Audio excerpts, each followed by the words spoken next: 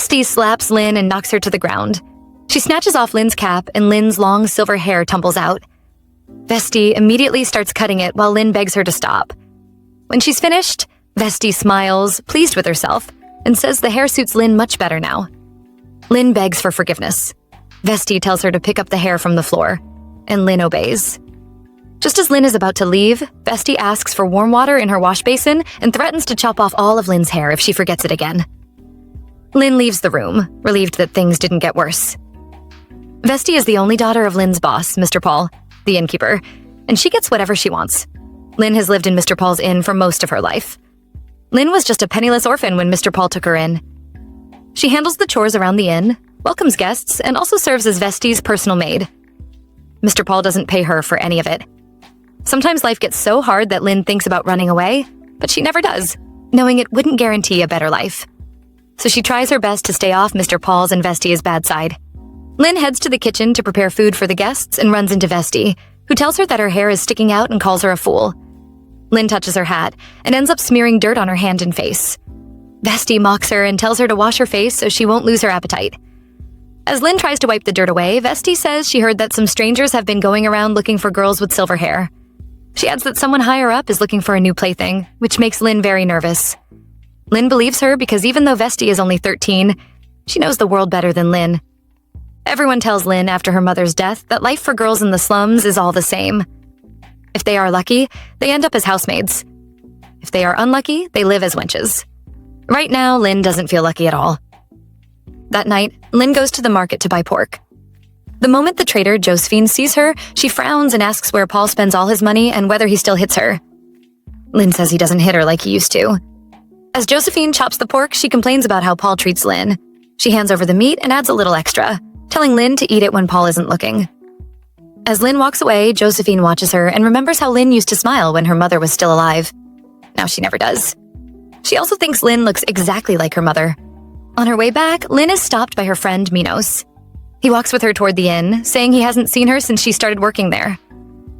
He offers her some kebab, but she refuses, saying she needs to get back before Mr. Paul starts looking for her. Minos refuses to take no for an answer, so she takes it. They sit by a fountain, and Minos tells her he'll soon be working as a valet for a noble family. He won't be coming back often because he'll be learning from the knights. Before leaving, he makes her pinky promise to hang out with him whenever he comes back. Before they part ways, he warns her to be careful, saying there are men looking for a silver-haired child. When Lynn returns to the inn, Paul yanks the cap off her head and yells at her for taking so long.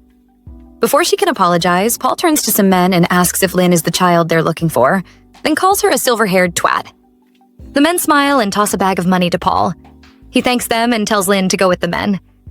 Confused, Lynn asks what he means, but Vesti answers for him, saying Lynn has a new master now. Lynn begs Paul not to send her away. She promises to do the laundry twice a day and never ask for food. Paul responds by throwing her out the door. Vesti giggles and says Lynn shouldn't forget her when she ends up the mistress of some old ugly noble.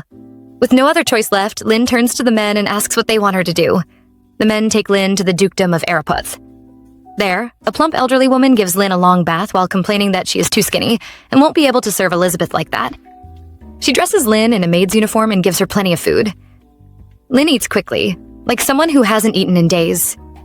She remembers the men telling her that her job is to wait on Lady Elizabeth, doing things in Elizabeth's place. Things Elizabeth should not be doing. The woman introduces herself as Julie and tells Lynn to stop by anytime she needs a snack. In the days that follow, Lynn walks around unsure of what she is supposed to do, and she begins to think that life in the dukedom isn't so bad. A week later, she still hasn't met Elizabeth, and her life is calmer and more peaceful than it ever was at the inn. A few days later, Lynn is finally introduced to the beautiful Elizabeth. Elizabeth asks Lynn to take off her cap, and Lynn does as she is told. Elizabeth sees that Lynn's hair is silver, and then she takes Lynn's hands as she tells her to stay by her side at all times. Then she walks away, telling Lynn she will see her at her lesson. When Lynn is gone, Elizabeth compliments Marvin, one of the men who brought Lynn, for bringing her a girl with the same silver hair as Her Highness Regina. She smiles malevolently as she says, "Things are going to get interesting." The following day at Elizabeth's lesson, Lynn stands beside her. The governess checks Elizabeth's homework and sees that she made a mistake she has made before. She tells Elizabeth she will be punished, then whips Lynn in her place. That day, Lynn finds out that her job is to receive Elizabeth's punishment. The governess isn't allowed to punish a noble lady, so they needed someone to take her place. Lynn noticed that Elizabeth seems to enjoy it whenever she takes a beating. Days later, Lynn finds a quiet spot to reflect. She thinks that this job isn't what she expected, but it still beats working at the inn. She hopes taking the beating for Elizabeth makes Elizabeth happy at least. Her quiet moment is interrupted by a dark-haired boy who asks her who she is. At first, she finds it hard to see him because of the sunlight. The boy notices blood on her face and wipes it away with her handkerchief while she wonders who he is. He tells her that she's in his secret spot. She thinks that she met a boy so beautiful that the gods of beauty will throw a fit if they lay eyes on him. The beautiful boy is young Master Martin, the successor of the Dukedom of Araputh. Lynn's heart starts pounding, her face turns bright red, and her stomach fills with butterflies. She asks out loud what is happening to her, which only confuses Martin.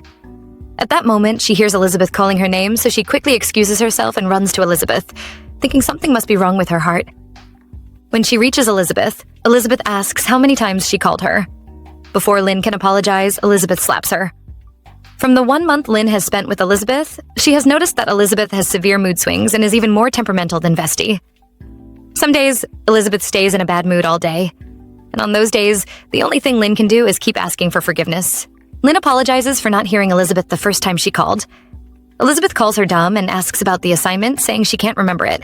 Lynn explains that the governess wants her to study the founding flag of the Trona Empire. Elizabeth sees no reason to study flags and sends Lynn to the library to fetch the necessary books. When Lynn asks what kind of books to bring, Elizabeth tells her to get history books. Elizabeth taught Lynn to read and write, and Lynn was grateful at first. Over time, she realizes why Elizabeth wanted her to read. The more Lynn studies, the more homework Elizabeth gives her. Still, Lynn prefers that to the governess Luther's flogging.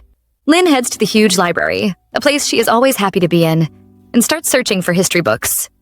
The library of Duke Araputh holds nearly every book ever written in the Empire. She thinks that if she ever gets a day off, she would love to spend it there, reading all day. Lynn climbs a ladder to reach a book, muttering that she just wants to take one more. Suddenly, a voice behind her asks, "Take what?" The sound startles her. She slips off the ladder and falls straight into Martin's arms. He apologizes for scaring her, and she quickly says she's fine, clearly flustered. She walks away, feeling like her heart is about to burst. Martin asks if she's researching the flag of Trona. When she explains that Elizabeth sent her to get the books, he says Elizabeth is a terrible pupil. Lynn tells him to pretend he didn't see her, but he ignores that and says she doesn't have enough books. He offers to help her find the right one since he has studied it before, and Lynn agrees. He removes her cap, letting her silver hair fall free. He tells her hair is pretty and asks if no one has ever said that to her. He adds that it reminds him of the Milky Way. No one has ever told Lynn her hair is pretty.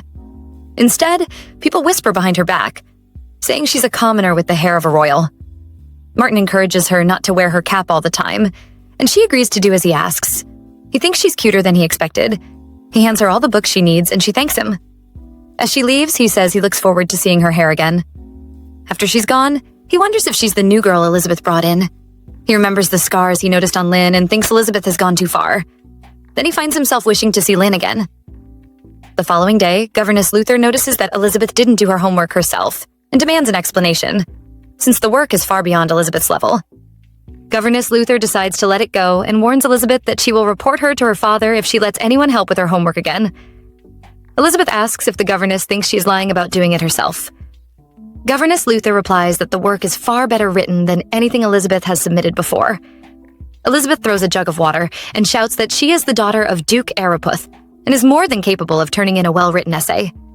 She suddenly breaks into a cough. Seeing Lynn standing there, frightened, Governess Luther chooses to drop the matter. She tells Elizabeth that she believes her. That isn't enough for Elizabeth. She turns on Lynn and slaps her so hard that her cap flies off. Then she faces the governess, admits she did wrong, and says she deserves punishment. She starts beating Lynn so harshly that the servants can't stand to watch, though none of them stop her. At last, the governess steps in and puts an end to it. Elizabeth grabs Lynn by the hair and tells Governess Luther that she disappointed her and deserves to be punished. She promises to be more careful next time, and Governess Luther ends the lesson for the day. As Elizabeth leaves, she tells Lynn she doesn't want to see her for the rest of the day. After Elizabeth is gone, Luther and a maid help Lynn to her feet. Lynn says she is fine and thanks Luther for standing up for her, then leaves. The maids are left wondering why Elizabeth hates Lynn so much. As the lessons continue, the tension between Elizabeth and Luther grows, and Lynn's punishments only get worse. Lynn becomes scared and miserable, always thinking about the next beating waiting for her. Still, she has one place she looks forward to: a place that gives her a bit of comfort. The lake behind the estate. After her latest beating, she rushes there. The former Duchess is said to have loved the lake, but now no one visits it anymore. She washes her face, thinking about how she once hoped to earn Elizabeth's favor, and how she now knows that will never happen.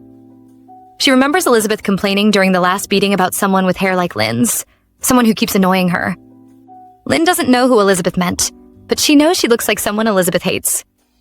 She starts to think this might be her life forever. When she first came here, she believed things would be better. She says out loud that she hates everything, and a voice asks what she hates. She looks around and sees Martin, whom she hasn't seen in a while, perched at the top of a tree. He jumps down and asks what happened to her face, asking if someone hit her. She covers her face and says no. He asks if it was Elizabeth. When Lynn denies it, Martin turns as if to go confront her himself, but Lynn grabs him and begs him not to. She tells him that asking Elizabeth will only make things worse and begs him to keep it a secret. He tells her to nod for yes and shake her head for no, then asks again if it was Elizabeth. Lynn nods. Martin turns away, muttering complaints about his sister, and Lynn begs him not to do anything. He agrees. Then, to her surprise, he offers her a piece of chocolate. She thanks him but doesn't take it, and he jokingly calls her out for it. He gently touches her head and promises to bring her something whenever he can. She thinks the small act of kindness from the most beautiful boy she has ever seen makes her heart flutter. Violence is the only kind of human touch she has ever known. Since her mother's death, he is the first person to treat her gently. Her heart starts racing and her face grows hot, which makes Martin ask if she's sick. He leans in close and she panics. She quickly pulls back and says she's fine, and he responds by shoving the chocolate into her mouth. She's shocked by how good it tastes. She has never had chocolate before, or anything that sweet. Martin pats her head and says he's glad she likes it, and her heart starts racing all over again. She isn't sure if it's the chocolate or the young master's beautiful smile. Martin then reminds her that she's been gone for a while and should head back. She runs toward the mansion, thinking she might get another beating, but deciding it's worth it because she gets to spend time with him. Martin watches her go, thinking it may be a long time before he sees her again. When Lynn reaches the mansion, she presses her ear to Elizabeth's door to check if she's awake. Hearing nothing, she puts on her cap and slips inside quietly. Thankfully, Elizabeth is still asleep. It's Lynn's duty to make sure Elizabeth wakes up in a good mood, or else Elizabeth will start throwing things at her. When Elizabeth wakes, she asks for water, and Lynn brings it. Elizabeth then asks where she was, saying she thought Lynn would follow her immediately and that she felt uncomfortable without her. Lynn knows that Elizabeth's claim is a lie. Elizabeth has plenty of other servants who serve her. Before leaving for the garden, Lynn saw Muriel, one of Elizabeth's servants, following her. Lynn apologizes, and Elizabeth asks where she went. Lynn says she went to the kitchen to tell the cooks to prepare snacks for Elizabeth for when she wakes from her nap. Elizabeth asks whether Lynn sees her as a pig, which makes Lynn a little nervous. She quickly adds that she knows Elizabeth likes cannelés when she wakes up, and Elizabeth sends her off to fetch some. In the kitchen, Julie has already prepared the cannelés because Lynn asked her to before heading to the garden. Julie gives Lynn Elizabeth's cannelés and another for herself. Lynn refuses to take it, and Julie jokes that she can't serve it anyway because the shape is all wrong. Lynn thanks Julie for always looking out for her, and Julie mutters that Elizabeth will never control her temper. She heard from Muriel that Lynn was beaten again. Lynn assures her it didn't last long. As Lynn leaves, Julie wonders why Elizabeth treats her so badly when she's a good, hard-working girl. Later that night, Muriel helps Lynn get ready to pick berries in the forest. She volunteers to go with her, but Lynn refuses, saying Elizabeth ordered her to go alone. With no other choice, Muriel warns Lynn not to spend too much time picking berries because of wild animals. The reason Lynn is heading out so late is that Elizabeth excitedly told her, just 30 minutes earlier, that a visitor was coming. And he likes wild strawberries. Normally tasks like this are done in pairs, but Elizabeth insists Lynn go alone. Lynn doesn't mind going by herself. She hopes to run into Martin again, though she doubts it after overhearing some servants say he will soon leave for the academy. After walking for a while, she hears rustling from the bushes and remembers Muriel's warning. She falls to the ground, and a pair of eyes in the shadows stares back at her. She screams. On the nearby road, Elizabeth's visitor, Philippe, making his way to the estate, hears the scream. He stops his carriage and steps out to look for the person who screamed, speaking to his driver. Meanwhile, Lynn trembles in fear as the rustling gets closer. To her relief, it's just a deer. Realizing she's been out too long, she picks up her basket of berries and heads back. She brings the berries to Julie, who tells her to rest, but Lynn insists she will see Elizabeth first. Just then, another maid and Muriel rush into the kitchen, telling Lynn that the guest has arrived and Elizabeth wants everyone. A little later, all the servants line up as Philippe, the successor of Count Hargreaves, enters the mansion, greeting his dear friend Martin. An excited Elizabeth runs to him, asking what took him so long and saying she missed him. Muriel whispers to Lynn that Elizabeth fancies Philippe and that he's different from their young master Martin. To Lynn, Martin has a dark aura, with his raven hair and ash-gray eyes, while Philippe is bright and refreshing, like a spring forest. The three nobles sit, and Philippe says he came in high spirits, eager to reunite with his old friend Martin. Elizabeth asks if he didn't miss her too, and he responds that he also looked forward to seeing Martin's beautiful younger sister, which makes Elizabeth laugh, a sound she never makes in front of the servants. Suddenly, Philippe asks if Elizabeth has a new servant and refers to Lynn as the one with the silver hair. Lynn jolts, surprised that he noticed her by her hair. Everyone at the estate is so used to it that she sometimes forgets how unique it is. Philippe asks if she's new, saying he hasn't seen her face before. Elizabeth bites her lip in anger, slams her hands on the table, and shouts Philippe's name. She demands how he could be more interested in a servant when they haven't seen each other in ages. Philippe pats her head and says she comes first, which makes her laugh, and all the servants present, including Lynn, sigh in relief. As they eat cupcakes topped with the berries Lynn picked, Elizabeth suggests they go on a picnic the next day after Philippe mentions how beautiful the forest around the estate is. Martin refuses, saying Philippe must be tired, but Philippe insists he would love to go. Elizabeth starts rambling about having the kitchen prepare a basket for them and traveling by horse. Martin asks how far she wants to go. She replies that the deeper parts of the Geist forest are the most beautiful and says she asked Lynn, a servant, to scout the area. Then she tells Lynn that she must show them the way. The following day at 11, the time Elizabeth set for the picnic, Muriel apologizes to Lynn for not going along. Elizabeth wanted only Lynn to accompany them, which shouldn't be the case since the basket is so heavy for one person. Because of this, Muriel offers to take over Lynn's share of the laundry. Outside, Elizabeth looks as beautiful as ever, and the boys look very dashing. Philippe notices Lynn struggling with the basket and offers to help, but she refuses. She kicks a stone and trips, but Philippe catches her. As she thanks him, her eyes flick to Elizabeth, silently hoping she didn't make her angry. After that, Lynn leads the group into the forest until they find the perfect spot. She struggles to get down from the horse since it's her first time riding one. Philippe notices and offers to help. She glances at Elizabeth as she accepts his hand, expecting her to be upset, and wonders what will happen when they return to the estate. Once the snacks are laid out and everyone is seated, Philippe calls for Lynn to join them. She politely declines, and while Philippe tries to convince her, Martin simply watches quietly. Elizabeth tells Lynn to pour her a cup of tea. As Lynn kneels, Martin says she doesn't need to kneel like that. She should get comfortable since it's just them. He even asks Elizabeth if she agrees. Elizabeth tells Lynn to sit, and she does. After a while, Lynn starts to enjoy the peaceful surroundings as the group talks about Martin and Philippe going to the academy and joining a fraternity. Lynn asks Elizabeth if she can wander around for a bit, and Elizabeth allows it. As she wanders, she thinks about Martin leaving soon. The Imperial Academy of Trona also serves as a military school, which doesn't accept girls, so Elizabeth won't be going anywhere.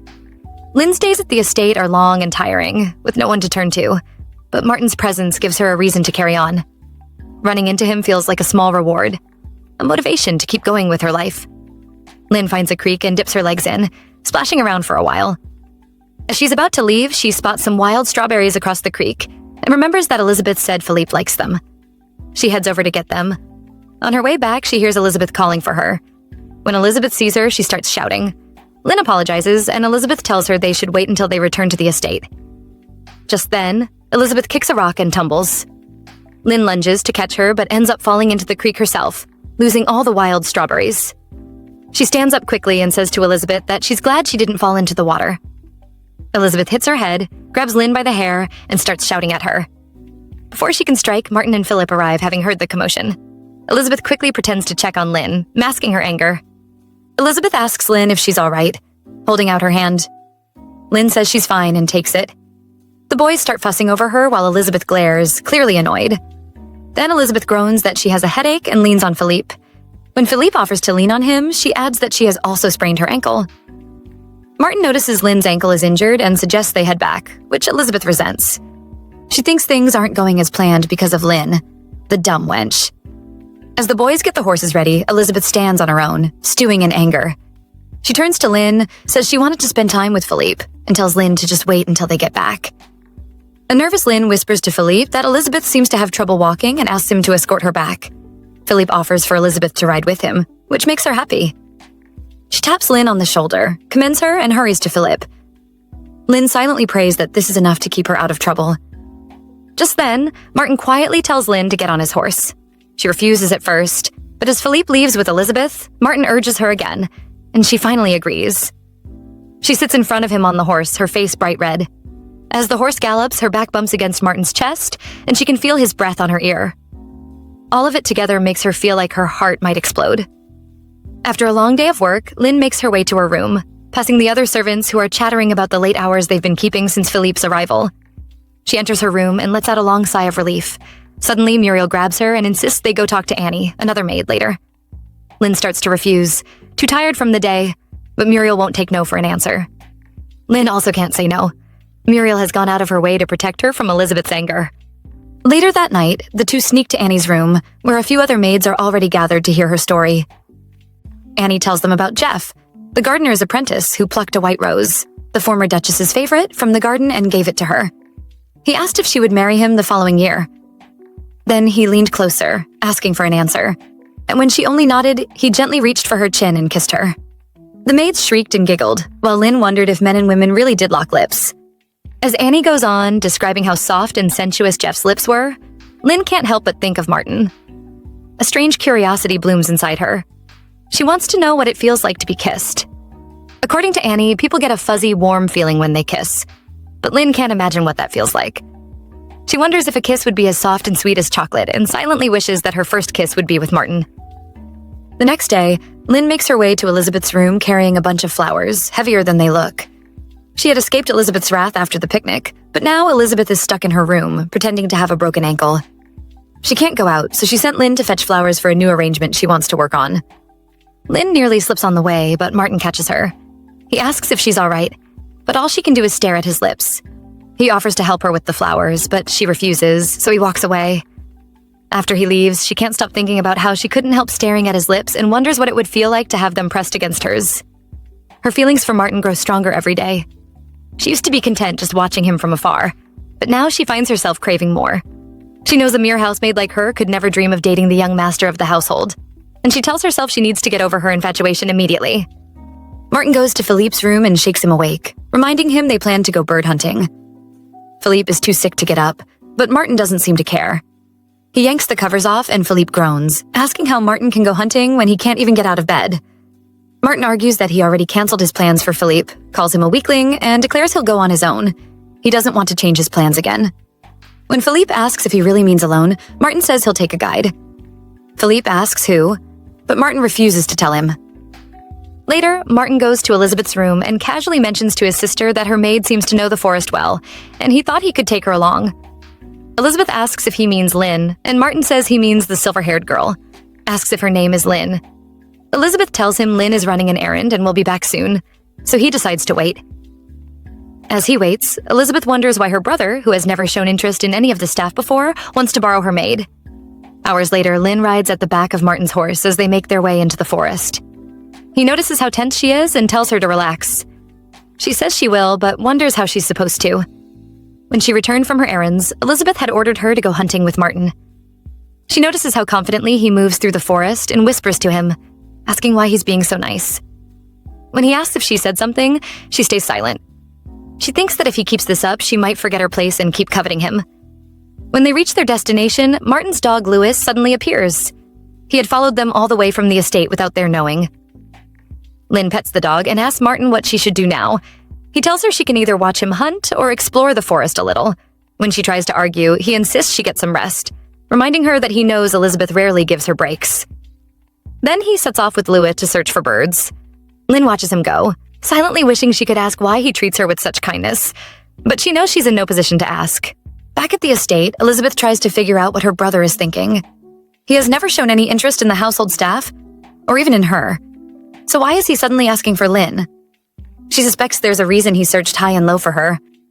Elizabeth thinks it's because Lynn is the spitting image of the most revered woman in the empire, Her Highness Regina, the sole successor to the Emperor of Trona. Elizabeth's father always compared her to Regina. He said that at this rate, torturing servants and ignoring her studies, Elizabeth would never be on the same level. Princess Regina seems perfect, loved by everyone, and destined to become the first Empress of Trona. Just thinking about that makes Elizabeth bristle with frustration. Muriel enters Elizabeth's room and tells her that Philippe would like her to join him for tea. Elizabeth, momentarily forgetting about Lynn and her brother, jumps in excitement. When Muriel asks how she should respond, Elizabeth shouts that she should tell him she said yes. Back in the forest, Lynn kneels beside the bird Martin had shot, wondering why he would kill something so beautiful if it wasn't meant for food. Martin asks if she feels sorry for it, and she timidly asks if she can bury it. He agrees. She digs a small grave and lays the bird to rest, thinking it suffered a meaningless death, and the thought strikes her painfully, reminding her of herself. Just like the bird, her life depends on the whims of others. After saying goodbye, Martin asks if burying it makes her feel better. She shakes her head, saying, "Not really." Then he suddenly says he's lost interest in hunting, and Lynn can't help but worry she's hurt his feelings. He laughs and tells her to show him what she does when she comes to the forest. That night, the children had dinner with Duke Araputh. Elizabeth can't stop wondering if her father will bring up a potential match between her family and Philippe's. The Duke asks Philippe if he has made himself at home. Before Philippe can answer, Elizabeth interrupts, rambling about how she personally made sure Philippe felt comfortable, talking about the picnic, the tea, and all the activities they've done together. The Duke slams his hand on the table, furious, and asks if she can't see that he is addressing Philippe. Elizabeth quickly apologizes, feeling embarrassed. She had thought this would be her chance to earn her father's favor, but instead, he embarrassed her in front of Philippe. Meanwhile, Martin observes quietly, noting that his father seems to be holding himself in check. Noble families often use arranged marriages as a way to gain profit, even though they pretend to care about each other along the way. House Araputh and House Hargreaves, however, are different. They have been allies for generations, shared the same political views, and gone out of their way to protect one another. Everyone among the nobles knows about the strong bond between the two great houses. Felipe and Duke Araputh talk about how comfortable Felipe has been, and about Felipe's father, Alex. The Duke then asks about the hunting trip Martin and Felipe planned the previous day. Martin tells his father that Philippe wasn't feeling well, so he went alone. After asking about Philippe's health, the Duke turns to Martin and asks how the hunt went. Martin replies that he was able to move more freely through the forest. Elizabeth silently accuses Martin of lying. She knows he didn't go alone. He took Lynn with him. She believes he's lying because he knows she can't speak up. If she joins the conversation, their father will only get angry. There is a clear difference in how the Duke treats Martin and Elizabeth. Elizabeth believes it's because her mother, the Duchess, died giving birth to her. She is certain her father blames her for it. He has never held her, not even once. While he doesn't openly humiliate her in front of others, she knows he despises her. When she was younger, Elizabeth broke things to get his attention, but no matter how much she destroyed, he never noticed her. Eventually, she stopped breaking fragile things and started targeting things that wouldn't break so easily. Midway through dinner, Duke Araputh's assistant enters and whispers something into his ear. The Duke's expression tightens. He excuses himself, saying he has urgent business to attend to, and leaves the table. Once he's gone, Philippe lets out a small breath and admits that Duke Araputh always makes him nervous. Philippe then asks about the silver-haired maid who joined them on the picnic. Elizabeth clenches her hands as she replies that Martin took Lynn hunting, so she told the girl to take the day off afterward. Philippe turns to Martin, realizing Lynn was the guide he mentioned earlier. He asks what Martin caught. When Martin says he didn't hunt much, Philippe presses him, curious about what he did instead. Martin remembers Lynn talking about berries and flowers, how her mother taught her before she passed away. He remembers her apologizing for talking too much about herself, and how he told her he wanted to hear more. Back in the present, Martin smiles faintly and says he found more interesting things to do. Elizabeth watches him, unsettled by the expression on his face. Soon enough, both her brother and her father are getting on her nerves. After dinner, Elizabeth takes her anger out on Lynn. She accuses her of stealing her jewelry. Lynn insists she didn't take anything, but Elizabeth snaps that Lynn was the last one to touch the necklace. Lynn keeps repeating that she's innocent, certain she returned it after the picnic. Elizabeth turns to Muriel and asks if she shares a room with Lynn. When Muriel says yes, Elizabeth orders her to take her there so she can search for it herself. Muriel hesitates and explains that she needs permission from the head maid. Elizabeth hurls something at Muriel's head and demands to know if she truly needs permission from a mere maid. In the end, Muriel has no choice. She leads Elizabeth to the servants' quarters, where shocked servants freeze at the sight of Lady Elizabeth. They immediately sense that something is wrong. Elizabeth flings open a door without knocking, startling two half-dressed servants inside. Muriel quickly tells her it's the wrong room, while Lynn continues to insist she did nothing. Elizabeth snaps. She strikes Lynn, and when Muriel tries to intervene, Elizabeth shoves her aside.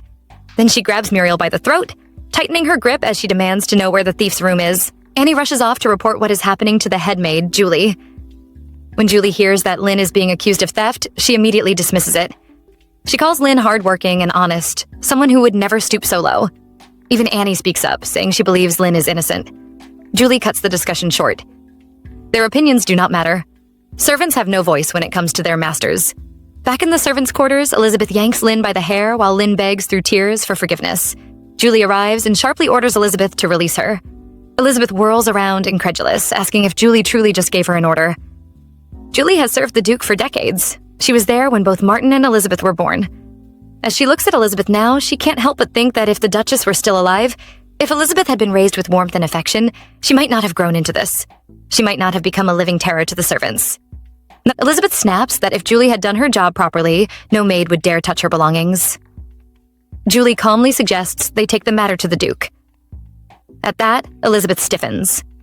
If her father hears of this, Lynn will be sent away. And worse, he will despise Elizabeth even more. Quickly, Elizabeth changes course. She declares that Lynn should be locked in the East Room until she repents. There is no need to inform her father, she says, because she is being generous enough not to have Lynn thrown out entirely. Julie has no choice but to obey. She grips Lynn's arm and leads her away toward the East Room as Lynn cries out that she didn't take the necklace, her voice echoing down the corridor.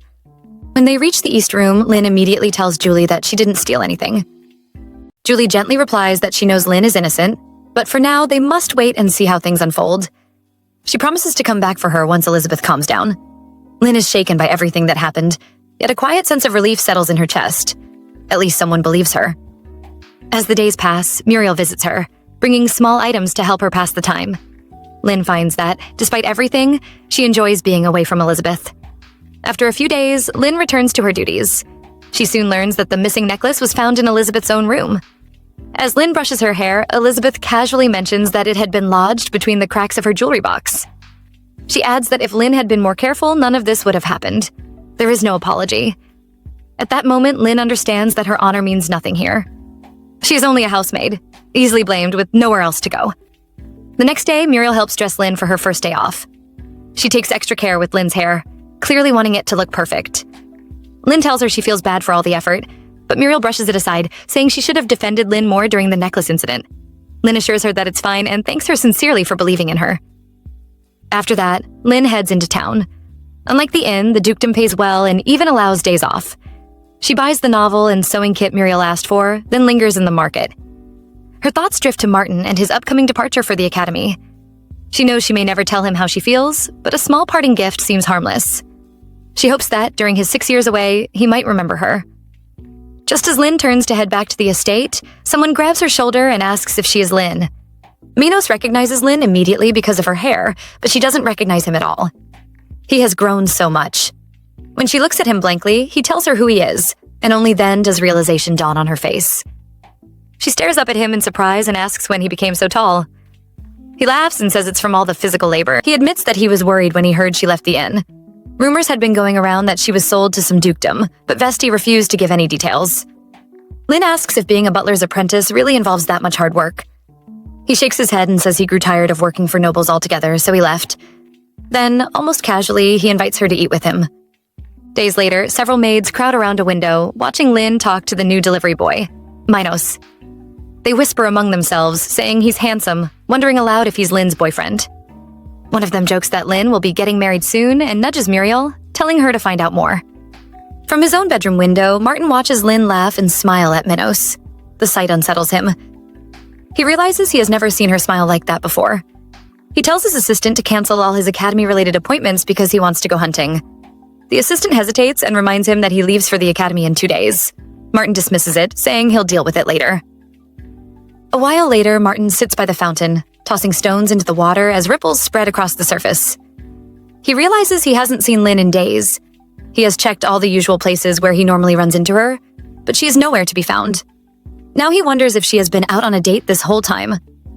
As he absently pats his horse, the thought unsettles him. He has never worried about anyone like this before, and he doesn't understand why it bothers him so much.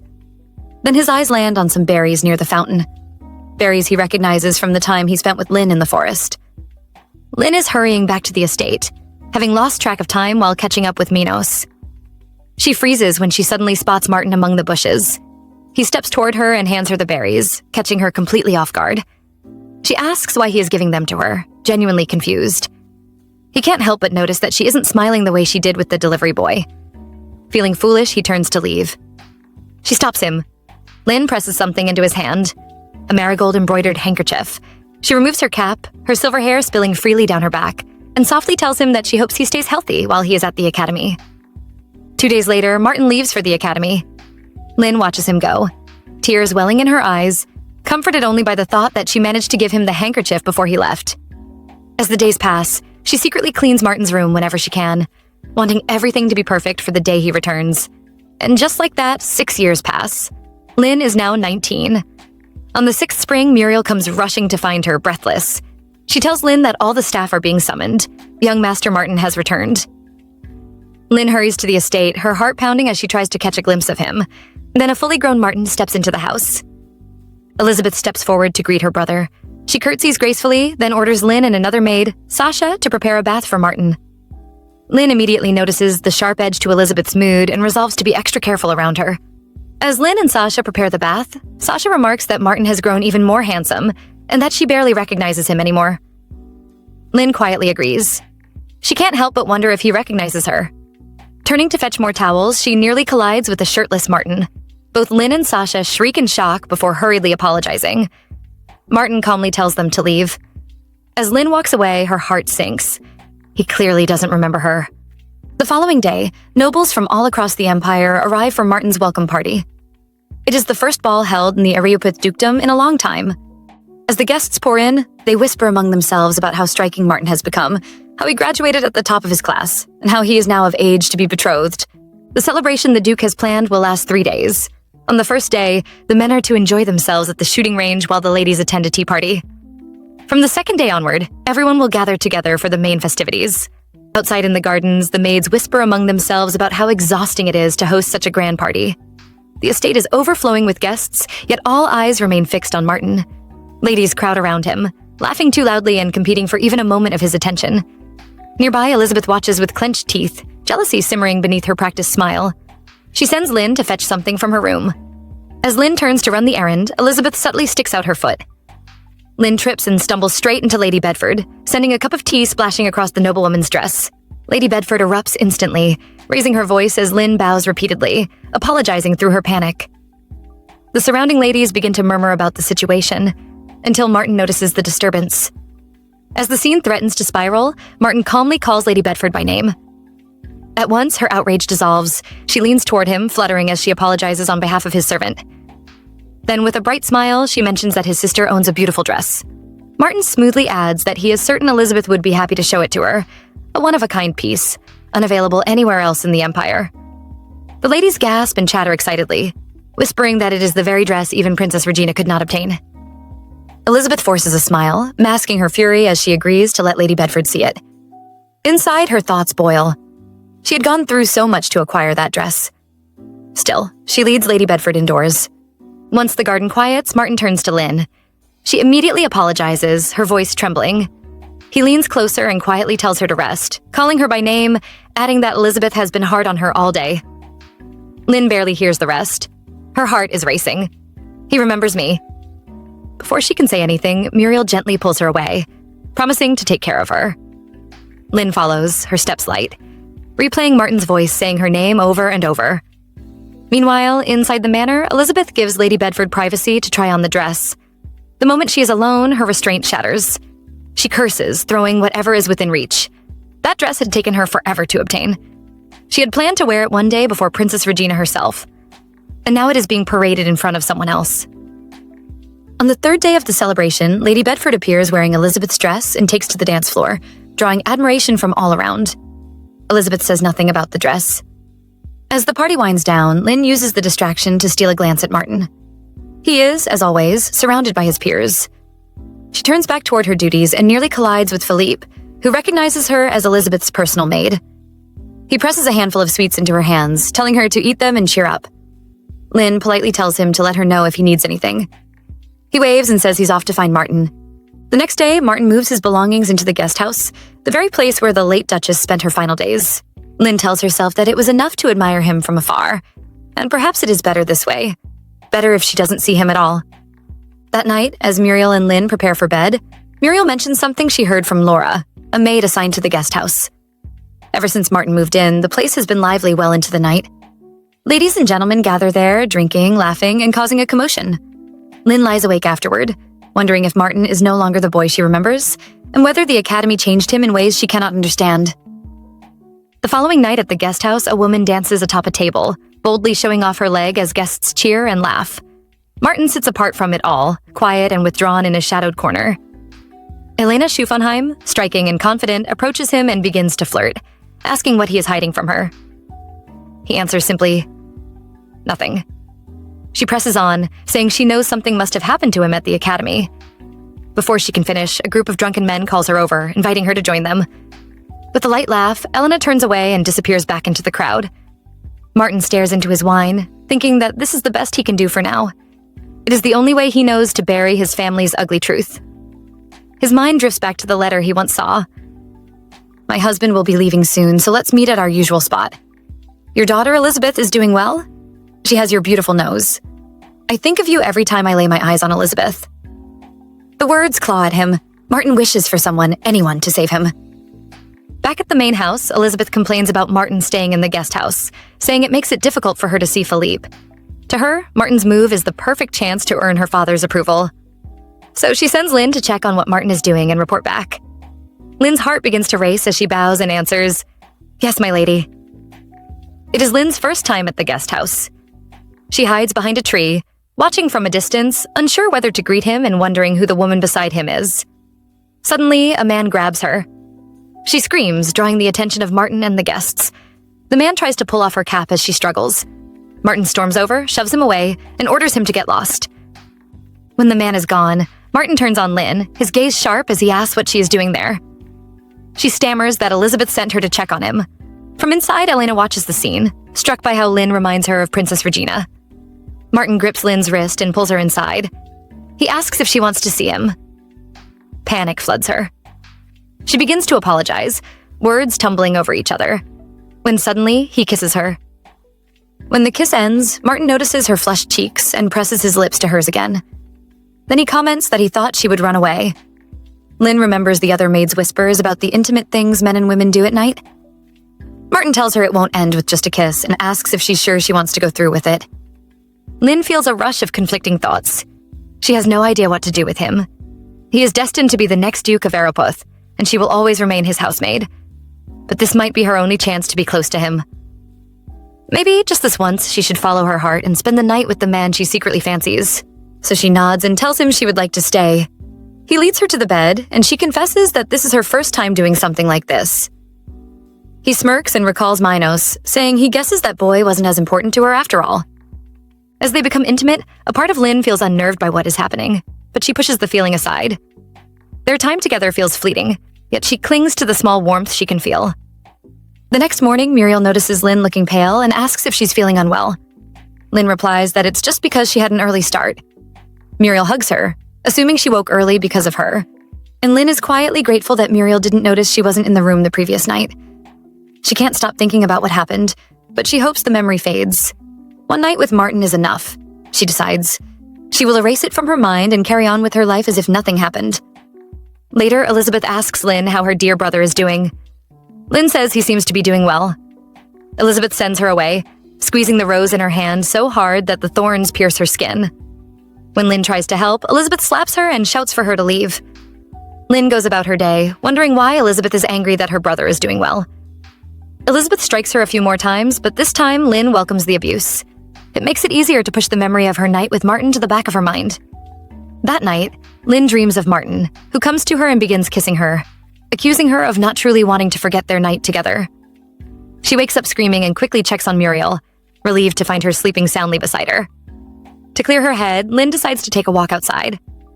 While outside, Lynn can't shake the images of what happened between her and Martin, which makes her wonder what is wrong with her. Just then, she hears him call her name. She backs away instinctively, but before she can escape, she bumps into a tree. Martin approaches her, his voice a mix of exasperation and concern. "How dare you leave without telling me after whimpering in my arms all night?" he asks. Lynn swallows nervously and replies that she has to return to her daily chores. Martin's mind drifts to a letter from his mother. In it, she had written that by the time he read it, he would have graduated from the academy. The letter revealed that Elizabeth isn't truly Duke Araput's daughter, and the Duke must know the truth by now. So Martin should quickly become the Duke, protect his sister, and also promise not to let anyone know. He thinks of the consequences if his father learns the truth. Elizabeth could be removed before he even ascends. And once rumors spread, tongues will wag mercilessly. Turning to Lynn, he tells her to come to the guest house every night until he tires of her. A dangerous plan forms in his mind. He will create a scandal, and the bigger, the nastier, the better. Right then, Lynn remembers that novel the maids have been passing around. In it, a maid falls completely for the young master. Their worlds were as different as night and day, but they cared for each other anyway, even though it was basically doomed. Of course, when the young master's mom found out, she lost it and threw the maid in the dungeons. Tragic ending. Lynn doesn't know why that story popped into her head now. But suddenly it feels like she's staring straight into her own future. Looking at Martin, she notices there's none of the boy she used to know. She wonders why he's acting like this, and he just says it's because he finds her interesting. Her brain immediately jumps. Does he mean love interest interesting? Nope. Martin crushes that thought fast. He says he's interested in her like she's a new toy, so she asks herself why she even thought there was a chance. He'll never see her as a woman he could actually love. She's just a plaything. She quickly comes up with an excuse, saying she will get caught going to him every night because she shares a room with another maid. But Martin doesn't even blink. He just says he'll handle it for her, and as he walks off, casually reminds her to show up at his room every night. The following night at the maids' quarters, Lynn and Muriel, who had just gotten back to their room, talked about how stressful the day had been. Lynn's mind is already racing, trying to figure out how she's going to sneak over to the guest house. Then Julie shows up and says she got orders that Lynn has to pack her things and move to the guest house, and she'll have a room all to herself. Lynn and Muriel both freeze. Lynn asks why, and Julie whispers that it's Martin's order. She says she doesn't know why he gave the order, knowing Lynn serves Elizabeth, and asks Lynn if she does. Lynn lies that she doesn't. As expected, the news spreads fast among the staff, and suddenly everyone is whispering, guessing what's going on. Lynn wants to confide in Muriel, but keeps quiet. That night, she heads to Martin's room, already bracing herself for what's coming. He opens the door, takes her hand, and pulls her inside. The next morning, Elizabeth hears that Lynn is moving to the guest house on Martin's orders and immediately decides she needs to do something about it. 3 weeks later, Lynn wakes up in her room feeling like she barely got any sleep. Her mind wanders over everything that got her here, and she kind of wishes she had asked someone for help instead of actually moving to the guest house. But of course she didn't. She was too scared of how Martin might react. Plus, if she told the truth, everyone would think she had some hidden agenda, like she was scheming to seduce him. Despite getting the attention she craved from Martin, she still feels empty inside, and she thinks that it is because she is having trouble coping with the cold, hard truth that she is merely a thing of his desires. After that, she goes to the main house for breakfast. The servants were buzzing with excitement because the Duke and Martin left way too much food behind. Meanwhile, Lynn quietly eats alone. Then out of nowhere, a maid dumps a cup of water on her head, accusing her of seducing Martin while practically squishing her face. Julie storms over, scolding the maid and reminding everyone that bullying is strictly off limits. The maid shrugs and walks away like it's all totally justified. Since Lynn moved to the guest house, the other maids have made it their mission to make her life miserable. Even Muriel gives her the cold shoulder whenever they aren't serving Elizabeth. Whenever the teasing gets unbearable, Lynn's thoughts automatically drift to Martin. She realizes she's leaning on him more and more, and she can't help but wonder what would happen if Elizabeth ever found out what's going on between them. One thing she's sure of, she won't just get fired. But that also means she absolutely must never, ever get caught. That night, Martin dreams back to when he was a little kid in the palace. He's standing by the rose bushes, ignoring someone calling his name. He reaches out to touch a rose and, surprise, the thorn pricks him. Just then, a woman with silver hair, just like Lynn's, appears. She gently wipes the blood from his hand and says it breaks her heart to see him hurt. Martin wakes up, surprised. He hasn't thought of Empress Arpe in years. He remembers how he used to miss her warm hugs whenever he visited the palace. She was the only person who treated him kindly after he lost his mother. Maybe that's why he keeps seeking out Lynn, he thinks. Just then, Lynn knocks on the door, and Martin remembers telling her she didn't need to. When he sees her face, he notices she looks like she's about to cry. Before he can ask more, she runs into his arms and begs him to be intimate with her. Lynn feels completely drained after a day of being mistreated. She knows Martin played a part in getting her into this mess, but honestly, she doesn't care as long as she's in his arms. Meanwhile, the maid who bullied her that morning spots her slipping into Martin's room and immediately decides to run and tell Elizabeth. The next day, Lynn uses her rare day off to leave the estate and meet Minos. She always feels calm and relaxed around him. Since he only comes back once or twice a year, she treasures these visits. True to form, he brings her food. He notices she looks paler than usual and asks if anyone's been giving her a hard time. When she says no, he raises an eyebrow and asks if it's a guy issue. Lynn can't help but notice that Minos has this uncanny way of reading people. He warns her to be careful, saying men are animals and she shouldn't fall for anyone who swears they love her. Then he looks at the table and nearly chokes. Lynn's already polished off all the pastries he brought, and there were plenty. She explains she's been hungrier than usual, and he laughs, telling her it's good she's eating well. He also reminds her to let him know if anyone treats her badly, so he can put them in their place. Lynn realizes it's been ages since anyone genuinely worried about her like this. At the estate, Martin lines up his shots, hitting every target without fail. His mind keeps drifting back to last night with Lynn. He can't stop thinking about the bruises he noticed on her body.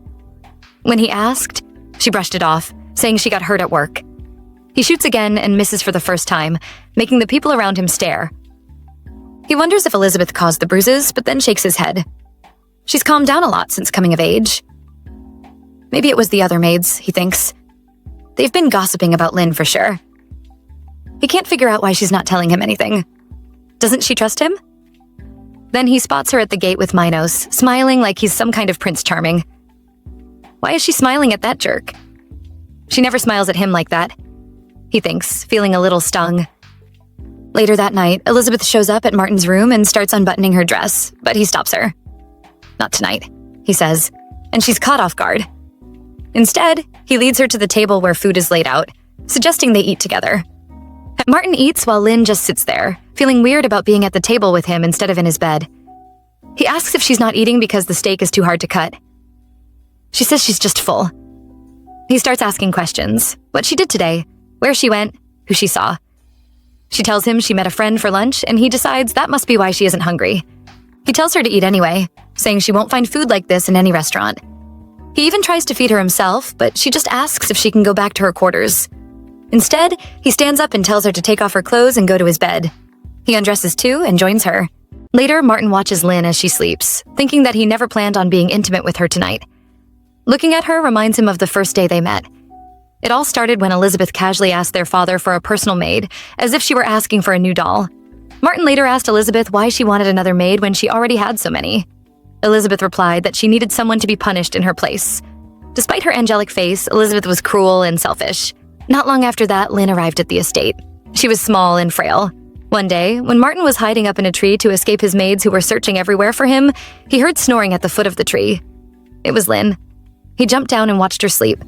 He noticed tear marks on her long lashes and her hair shining in the sun like pale silver. He thought it was strange that a simple housemaid had hair the color of royalty. That was when he became curious about her. He wondered if Lynn's hair was the same as Her Majesty Arpe's. As he stares at Lynn now, he thinks there is something about her that keeps pulling him in. He wants to keep her in his arms forever, and it unsettles him how much it affects him whenever he sees her cry.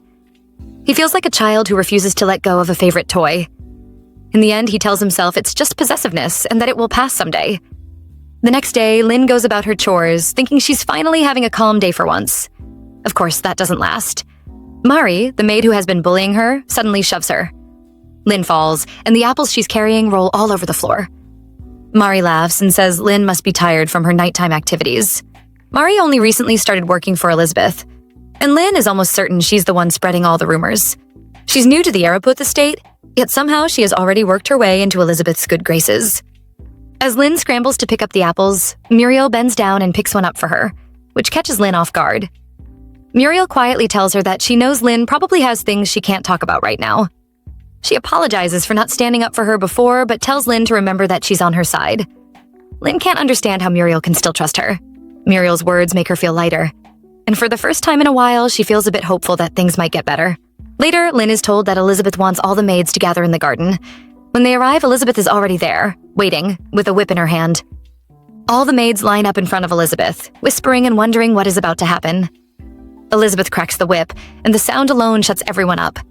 Then she says she knows about the ugly rumors going around, about an insolent housemaid who dared to seduce her brother, Martin. Lynn covers her mouth in shock. Elizabeth points the whip straight at Lynn and orders her to step forward. Lynn stands in front of Elizabeth, head bowed, her body shaking. Elizabeth demands to know how a mere maid could dare to seduce the successor of Araputh. She adds that instead of cutting off Lynn's fingers, she will cut off her toes, since Lynn still needs her fingers to work for her. She then shouts at Lynn to admit that she seduced her brother. Just then, Julie rushes in and asks Elizabeth what she thinks she's doing. She reminds her that the maids need to work, and gathering them like this will only cause problems for the estate. Elizabeth fires back, accusing Julie of not doing her job properly. She says Julie must have heard the rumors, since she was the one who ordered Lynn to move to the guest house. She complains about how ridiculous it is that a lowly maid like Lynn has a room all to herself. Then she demands to know if Martin ordered Julie to place Lynn in the guest house. Julie calmly says it was her own decision, which shocks both Lynn and Elizabeth. She explains that Lynn was the only maid who volunteered to turn off all the lights in the estate every night. The job keeps one up very late, and Lynn didn't want to disturb the other maids, so Julie gave her a room of her own. Julie adds that Lynn never leaves her room after finishing her rounds. The other maids begin to murmur among themselves, slowly starting to believe that Lynn never seduced Martin after all. However, Mari raises her hand and accuses the head maid of lying. Some of the maids try to stop her, but Elizabeth tells her to step forward anyway. Elizabeth asks if she has proof. Marie says she is sure the rumors are true because she saw it with her own eyes, Lynn entering the young master's room. Elizabeth immediately orders Lynn to be tied to a tree. Julie steps in at once and asks Mari what she was doing at the guest house in the first place. Mari says she was just trying to help out, then snaps back, asking Julie if she thinks she was trying to seduce the young master too, like Lynn. Julie calmly throws a bag onto the ground. She tells Elizabeth that for months now, the guest house staff have been complaining about missing jewelry, and she found all of it in Marie's room.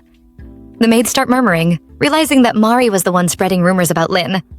Mari drops to her knees in front of Elizabeth, crying and shaking. She admits she stole the jewelry, but insists that she really did see Lynn enter the young master's room. Elizabeth is furious. She thinks this was the perfect chance to punish Lynn while keeping her image clean, but Mari ruined everything. She whips Mari instead and orders her to be tied to the tree. Lynn watches in confusion, wondering why Mari is being punished instead of her, and why the head maid would risk herself to protect her. After that, Mari is fired. The other maids rush to apologize to Lynn. One of them even offers her a freshly baked pie. But the moment Lynn smells it, she starts dry heaving. One of the maids stares at her and asks if she has morning sickness. Another maid steps in to defend Lynn, saying the rumors aren't true at all. The maid who mentioned morning sickness quickly apologizes, adding that feeling sick doesn't automatically mean someone is pregnant. The others nod along, saying Lynn is probably just stressed, and even offer to take her to the hospital. Lynn assures them she's fine. Inside, she feels scared, but oddly enough, a little excited too. Meanwhile, Julie goes to see Martin and tells him she has completely quelled the rumors about Lynn, just as he asked. She can't help thinking that she already knew something was going on between them. She has known Martin since the day he was born, and she has never seen him show this much interest in anyone before. Still, she reminds herself that the masters have their private lives, and as head maid, it is her job to keep their secrets. Later, Martin has tea with Philip and Elena. Philip mentions that he heard the Araputh estate is famous for late-night parties, and asks Elena why she didn't stop Martin.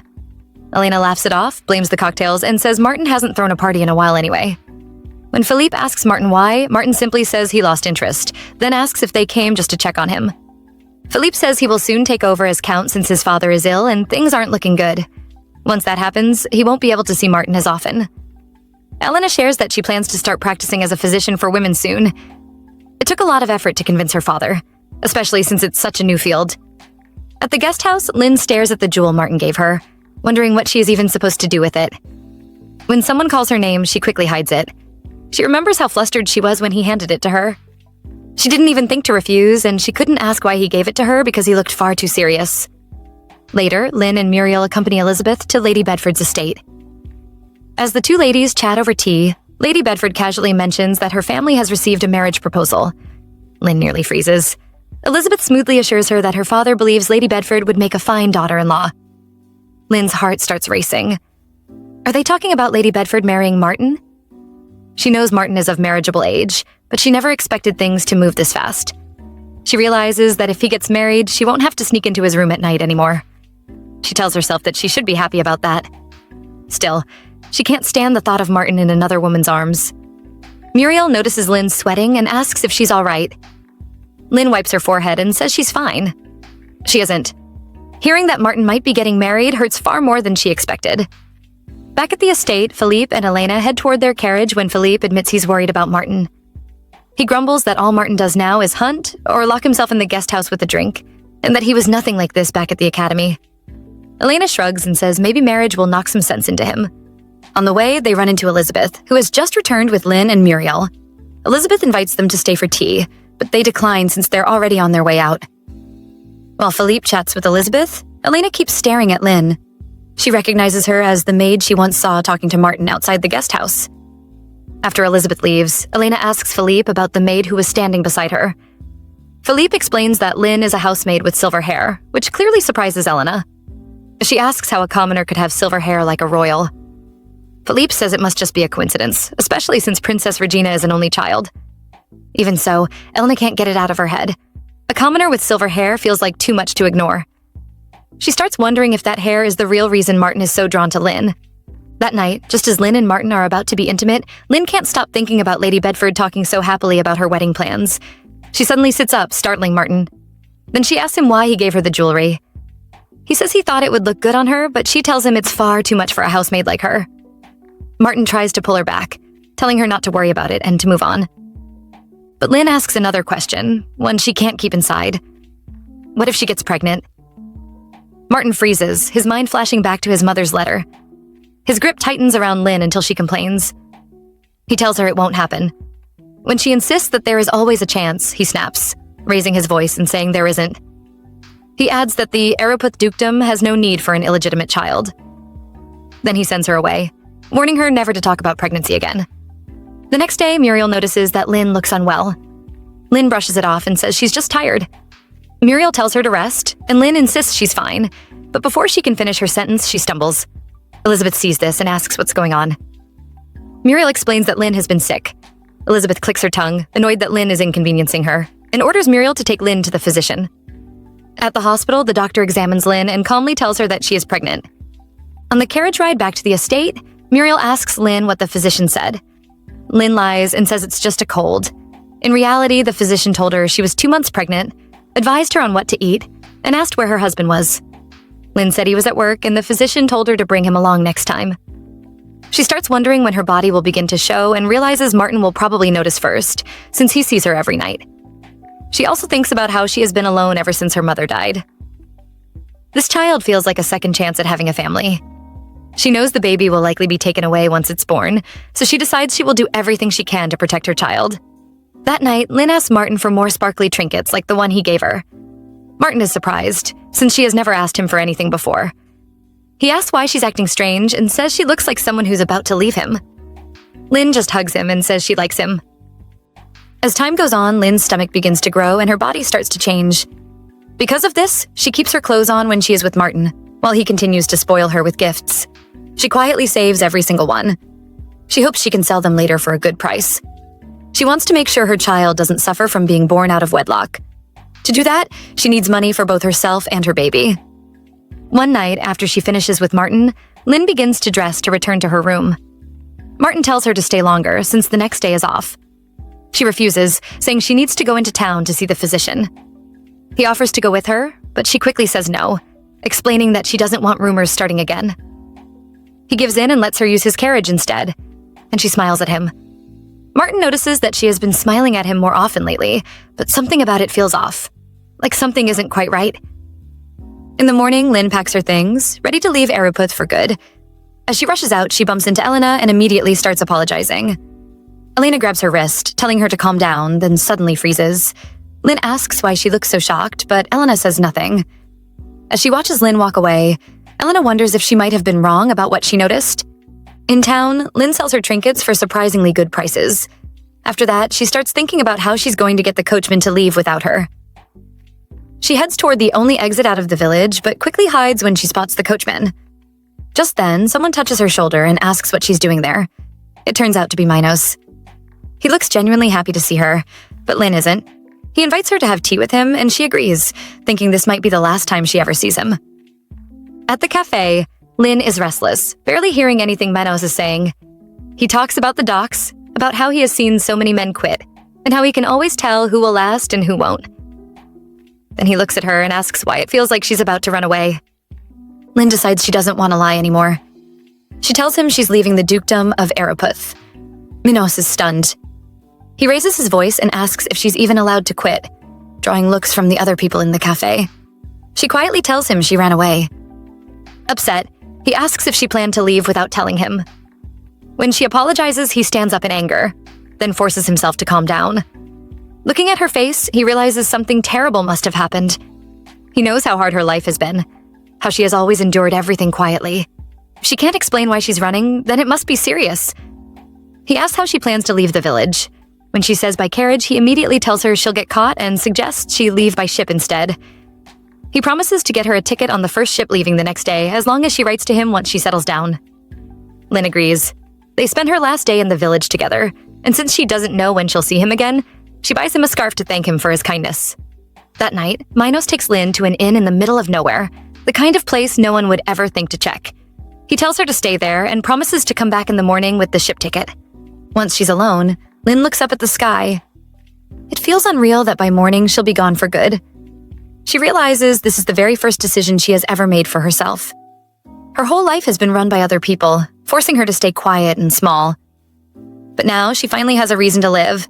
Leaving the village hurts more than she expected. She knows she'll miss the maids, the head maid, and even Elizabeth and Martin. The next day, Martin walks through the main house, bothered by something he can't shake off. Lynn didn't come to his room the night before, which has never happened. On top of that, the coachman returned from the village without her, saying she had errands to run.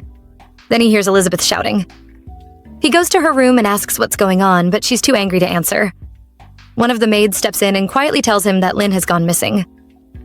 At the docks, Minos hands Lynn the ticket like he promised, telling her the ship is headed to a city called Neora, safe enough for a woman to live on her own.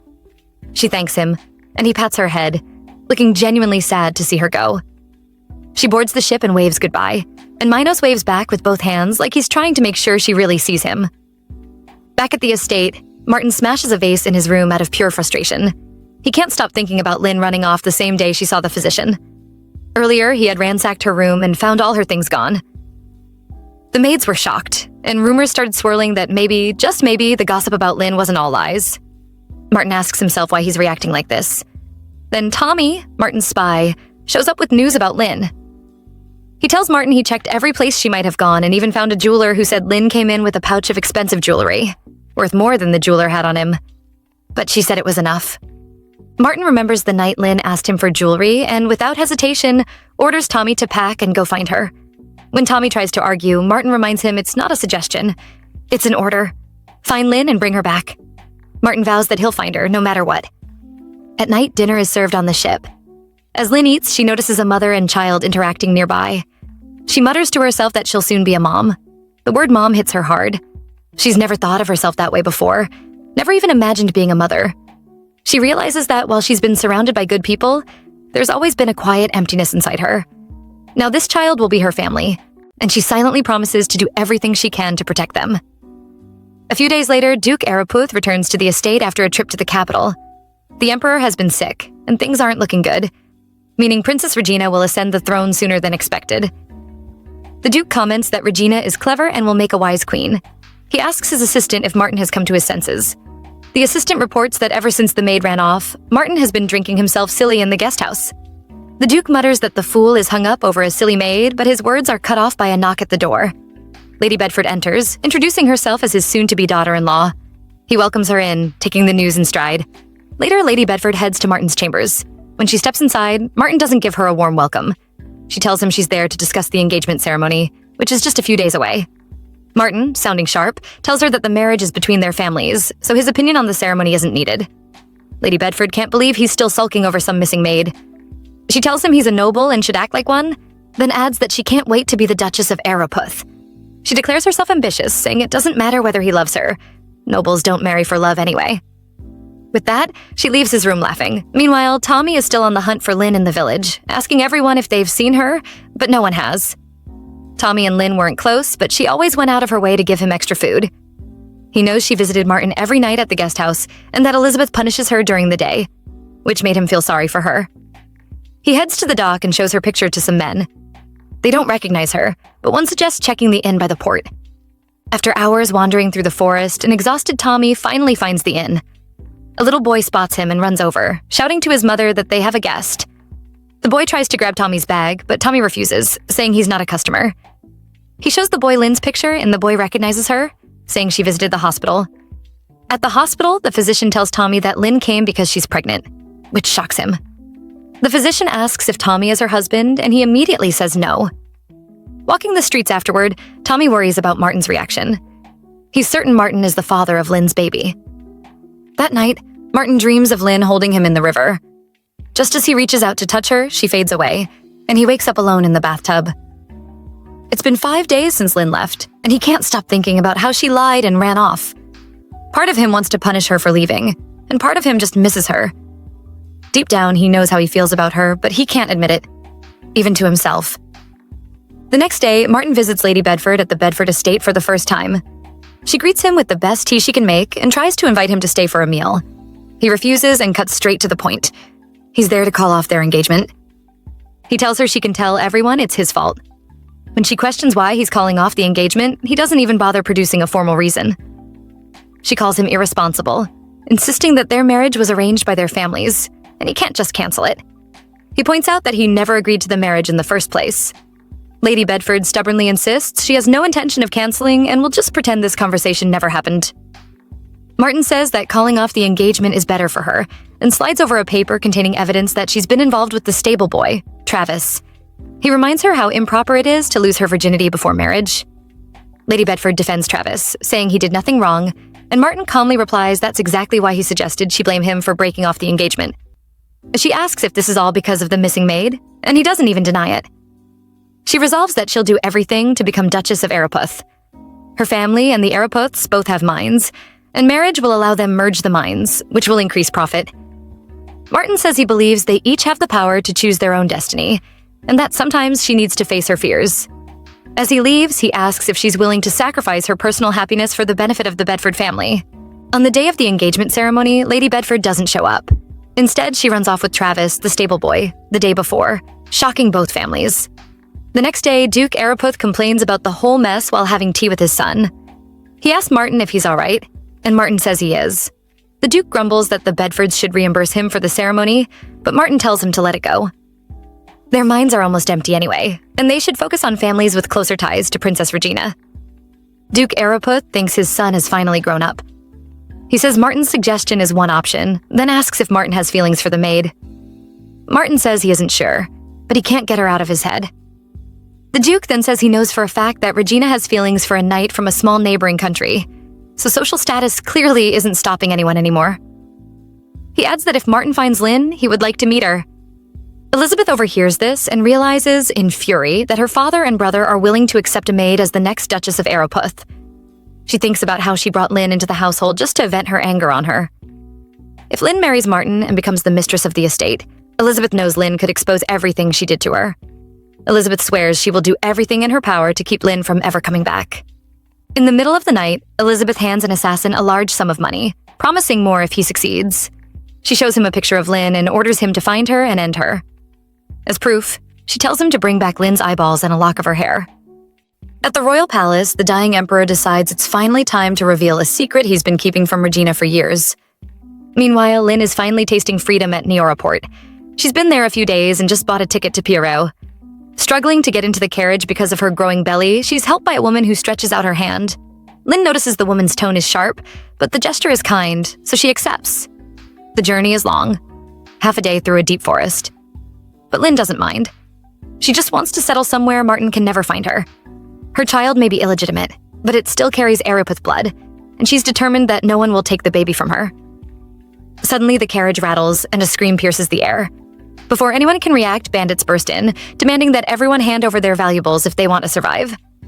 At the royal palace, Martin pays a visit to the newly crowned Empress Regina. They haven't seen each other since her coronation. She asks about his canceled engagement and if there's someone on his mind. When he says no, she leans in and says she has something important on her mind. Her late father told her that she had a half-sister, and if royal blood ran through her veins, the girl should have silver hair like hers. Finding her half-sister is now her top priority. Martin quickly asks if he can help. A few minutes later, Martin heads to his carriage where Tommy waits, thinking he has to find Lynn immediately. Before he can climb in, Elena stops him. He responds impatiently, but she presses on. She says she heard he broke off his engagement over a maid named Lynn. Surprised, he asks how she knows her. She explains she saw Lin the last time she was at the Araput estate and even grabbed her wrist.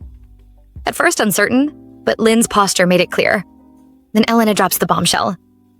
She asks Martin if he is the father of Lin's unborn child, leaving him stunned. He asks her to repeat herself. She says she only knows because she has been studying women's medicine, then asks him again if he is the father. Tommy shouts, demanding to know how Elena found out, then freezes as he realizes what he has just said. Martin strides toward him in anger and orders Tommy to explain everything. In the forest, the bandits force everyone out of the carriage and line them up. They demand that the passengers hand over everything they have and threaten to shoot if anyone refuses. Lin remembers what a maid from the Araput estate once told her about bandits, that it is best to give them everything and beg for your life, because they take lives without hesitation. One of the bandits notices that Lin is still holding her bag and snatches it from her. He opens it and finds it filled with cash, then quickly calls his leader. Lin grabs his arm, begging him to give the money back. The leader points his gun at Lin's head and asks whether she will give them the money willingly or lose both her life and the money.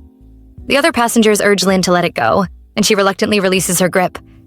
After the bandits leave, everyone slowly gets to their feet except Lin. The passengers gather around her, urging her to stand, but she remains still. All she can think about is the money she meant to use to raise her baby. Now gone. She wonders what she is supposed to do next.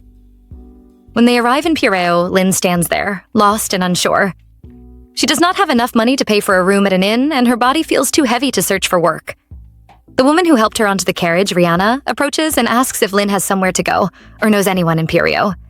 Lin tells her it is her first time there and that she has no idea what to do. Rihanna then offers to let her stay the night. At Rihanna's house, she serves Lin dinner. Lin notices that the house is far too large for one person to live in alone.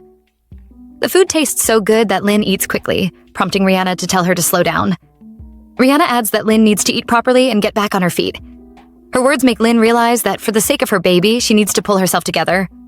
At the Araput estate, Tommy tries to stop Martin from leaving to search for Lin. He reminds him that he will soon succeed the Duke, and that the Duke will be furious if he finds out. Martin, already dressed like a peasant, insists that he has to find Lin and his unborn child. The following day, the assassin approaches a fruit seller and shows him a picture of Lin. When the man says he does not recognize her, the assassin grabs an apple and walks away without paying. It frustrates him that it is taking so long to find her. He mutters to himself that he cannot wait to get his hands on Lin, and when he does, he will not make her death an easy one. Meanwhile, Lin wakes up in Rihanna's house feeling well-rested. She looks out the window and thinks that she would like to settle there with her child. When she goes downstairs, she finds that Rihanna has already prepared a generous breakfast. As Lin eats, she considers asking Rihanna for help, but decides against it, not wanting to overstay her welcome. Rihanna notices Lin's hesitation and asks if there is something she wants to say, startling her. Lin hesitates, but Rihanna encourages her to speak. Lin finally asks if she can stay for one more night. She promises to find a job quickly and pay Rihanna back, rambling about how she is good at cooking, cleaning, and many other tasks. Rihanna tells her she can stay as long as she likes, but once Lin finds work, she will begin charging her for room and board. She then wishes Lin luck in finding a job. A week later, in a small village, a running child bumps into Martin and falls. He quickly helps her up, speaking gently to calm her. When the child leaves with her mother, the woman glances back, thinking that Martin looks like Prince Charming. Tommy tells Martin that no one in the village has seen Lin, and Martin decides they should move on to the next place. Martin had expected his father to be furious when he explained his plans. Instead, the Duke surprised him by approving. He said it would do Martin good to see the real world and encouraged him to go out and experience life beyond Araput. Martin had believed he would find Lin quickly, but the search had proven harder than he imagined. He is also struck by how different life is outside the dukedom. With each village, he realizes how much he once took for granted. As he heads back to his horse, he notices an old woman being harassed by thugs in a narrow alley. They threaten to sell off her granddaughters if she does not give them money. Martin picks up a pebble and throws it at the leader's head. When the man turns around, Martin confronts him, questioning how he can call himself a man while preying on an old woman. Tommy hides behind Martin as the thugs advance. Their leader challenges Martin to a fight, but Martin defeats them all, leaving Tommy stunned. As they are about to leave, the old woman stops Martin and insists on repaying him for helping her. When he mentions that he needs a place to stay for the night, she offers him her home. That night, Martin lies on the floor of a small room packed with snoring children, staring up at the moon and thinking about the day. The old woman shared her food with him and Tommy simply because he helped her. The children adore one another despite their poverty. all of them crammed together in such a tiny space. Ever since Martin was a child, he has slept alone in a grand suite. That emptiness has followed him, like a hollow space in his chest that was never filled. Now he feels ashamed of how much he has taken for granted. He also realizes that this is the world Lin has always lived in, a world completely different from his own. A month later, Lin's pregnancy is impossible to hide, and she is still living with Rihanna. There are few jobs in the small town, so Lin learns herb gathering and sewing from her. As she picks herbs, she wonders if Rihanna finds it strange that she always keeps her hair covered, yet Rihanna never asks about it, nor does she question her pregnancy. Lin senses that Rihanna respects her feelings and keeps her curiosity to herself. She feels deeply fortunate to have met her. As they head back home together, Rihanna suddenly collapses. That night, Lin sits beside the unconscious Rihanna. The doctor had told her earlier that Rihanna's illness was chronic and that only God could help her now. Lin feels like every time she finally finds a bit of peace or joy, pain isn't far behind. The next day, Martin and Tommy arrive in a new town. After leaving their horses at a stable, Martin grumbles about how expensive the fee is for such a small-town stable. Tommy points out that Martin at least knows the market price now, when not long ago he couldn't even price an apple. They stop to buy some apples, and Tommy remarks that he's grateful for all these new experiences. Then Tommy spots the assassin and wonders what he's doing in town. He tells Martin the man is one of the hunters working for the Araputh family, and asks why he would be here in the middle of a busy hunting season. The assassin eats lunch and chats with the chef. When the chef asks how he ended up in town, he pulls out Lin's picture, pointing out that she has silver hair under her cap, and asks if the chef has seen her. The chef says he knows her but isn't sure about the hair, and mentions she lives in Pierrot. He adds that she sometimes stops by with Rihanna to sell herbs and warns the assassin that Pierrot is far away. Meanwhile, Martin and Tommy sit at a nearby table listening, and Martin gets a bad feeling about why the assassin is searching for Lin. In Pierrot, Lin gathers firewood ahead of winter and collects herbs for Rihanna and their meals. Luckily, Rihanna is getting better day by day, and Lin hopes for a full recovery soon. When she gets home, she brings dinner to Rihanna. Rihanna apologizes for putting Lin through so much and acknowledges how hard it must be for a pregnant woman. Shocked, Lin asks how she found out, and Rihanna points out that her belly has grown visibly and guesses Lin will give birth next spring. Lin apologizes for not telling her, and Rihanna reassures her. She asks if she can touch Lin's belly and gently rubs it, saying she knows how much Lin has been through and is glad they have each other's company.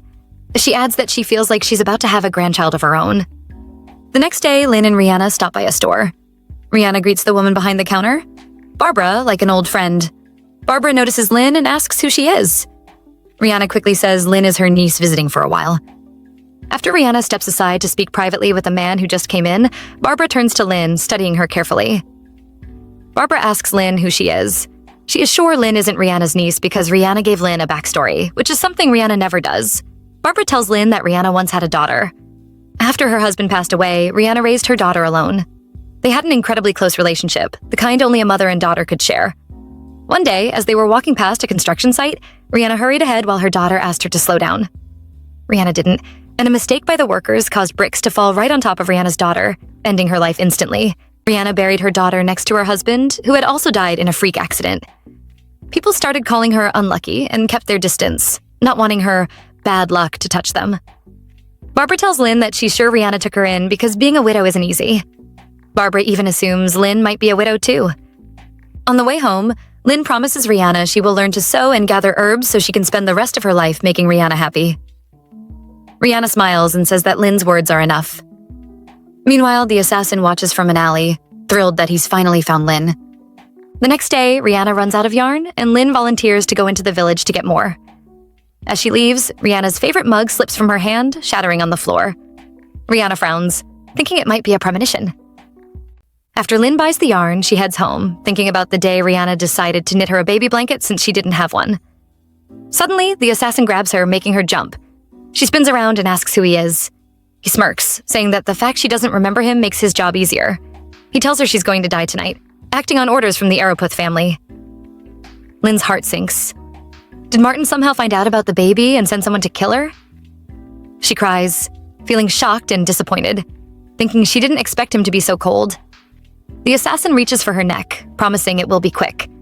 Then, out of nowhere, someone grabs him from behind, choking him, and yells for Lin to run, calling her young lady. Lin freezes. Something about the voice feels familiar. Her rescuer struggles with the assassin and shouts again for her to run. She snatches her yarn and bolts. The rescuer then points a gun at the assassin and rips off his cap, revealing himself. Martin. The assassin freezes, recognizing him immediately. Martin glares and demands to know why the man has been hunting Lin. Lin runs all the way home. When she gets there, she decides it's time to tell Rihanna the truth about why she's pregnant. Meanwhile, the assassin spills everything to Martin. Elizabeth sent him to get rid of Lin. Tommy asks why Elizabeth would want her dead. Martin pieces it together. Elizabeth must have found out Lin is carrying his child, and if she returned to the estate with a baby, she'd be a threat. Martin hands the assassin some money and tells him he's no longer following Elizabeth's orders. In return, he'll give him enough to live comfortably for the rest of his life. The assassin takes the money and strolls away without a care. Martin starts packing his bag, ready to leave Pierre without seeing Lin, which shocks Tommy. Martin remembers how Lin's face lit up with joy, the brightest he's ever seen her smile. Even though she barely made ends meet, it hits him. He's the source of her unhappiness. He reasons that taking her back to the estate would be like trapping her in a birdcage. He tells Tommy he just wants Lin to be happy. Tommy grabs him by the shoulder, shouting that they need to hear what Lin has to say. He apologizes for raising his voice, but Martin nods, understanding. He thanks Tommy for being honest and decides they should go straight to Lin's home. When they reach Rihanna's home, Martin feels nervous, hoping for another chance with Lin. He knocks several times, but no one answers. He turns to Tommy, asking if they got the right address. A shepherd nearby overhears them and says he saw Lin and Rihanna leave with all their belongings. It looked like they weren't coming back anytime soon.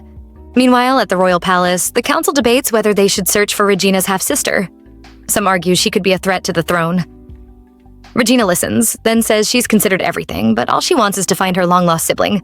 She orders that posters be put up across the nation and declares she'll do whatever it takes to locate her.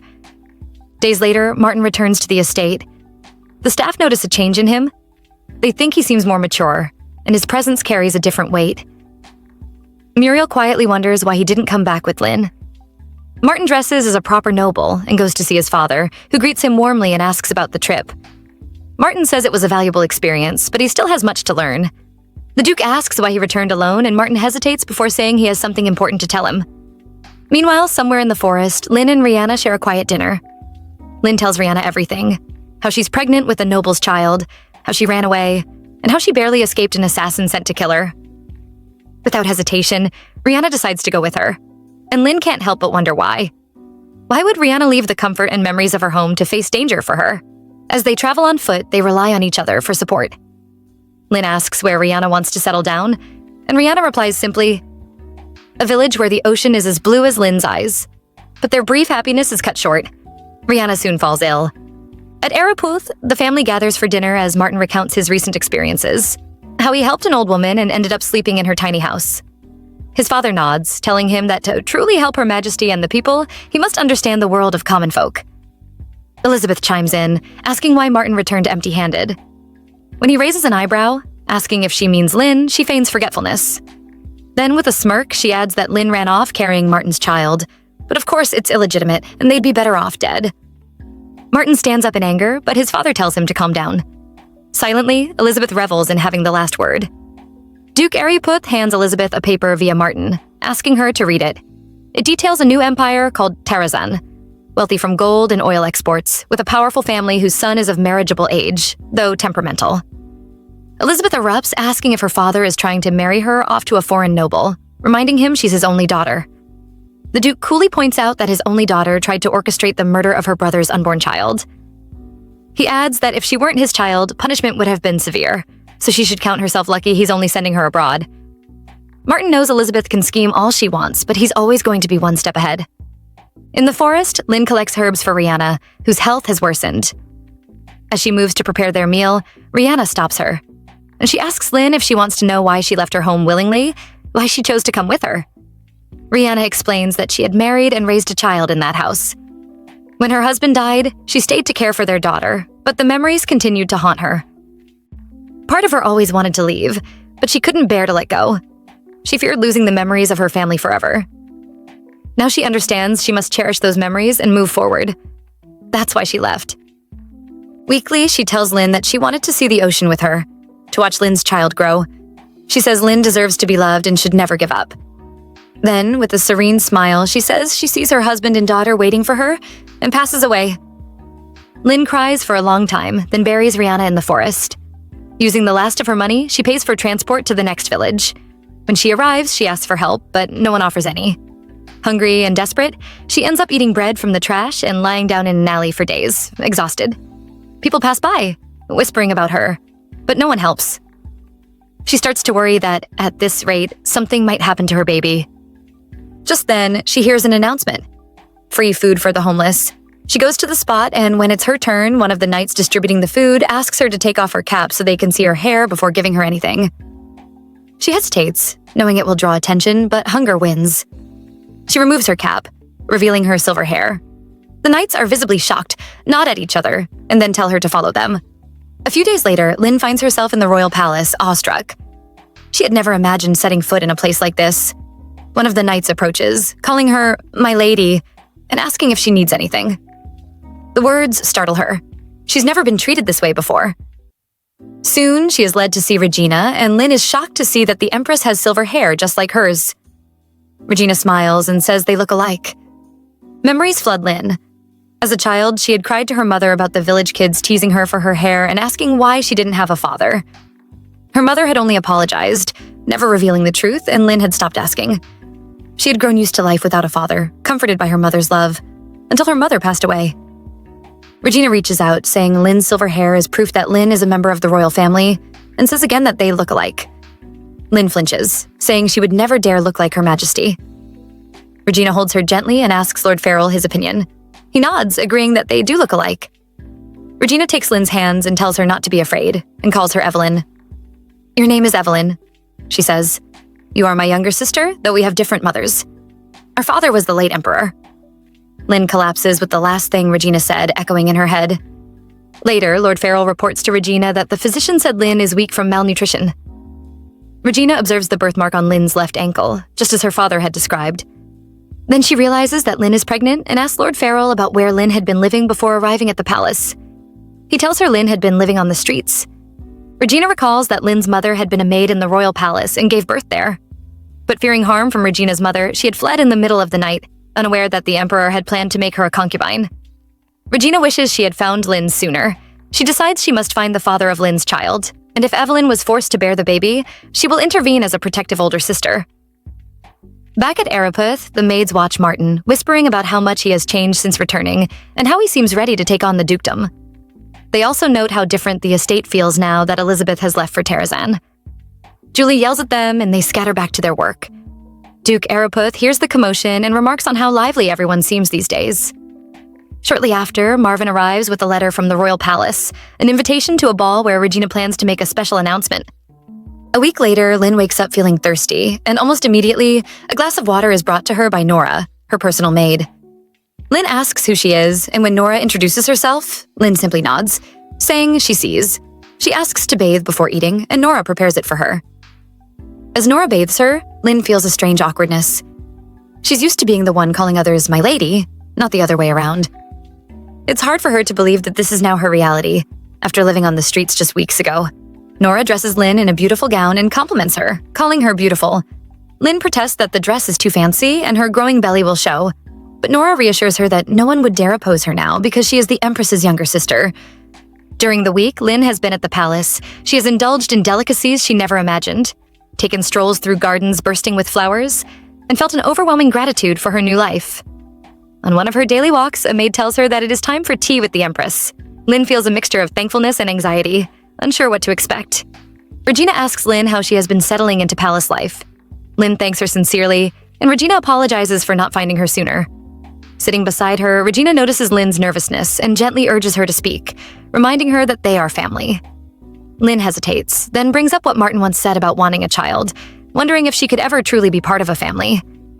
She also asks why Regina doesn't hate her, explaining that as an illegitimate child, born from a forbidden relationship, she expected resentment.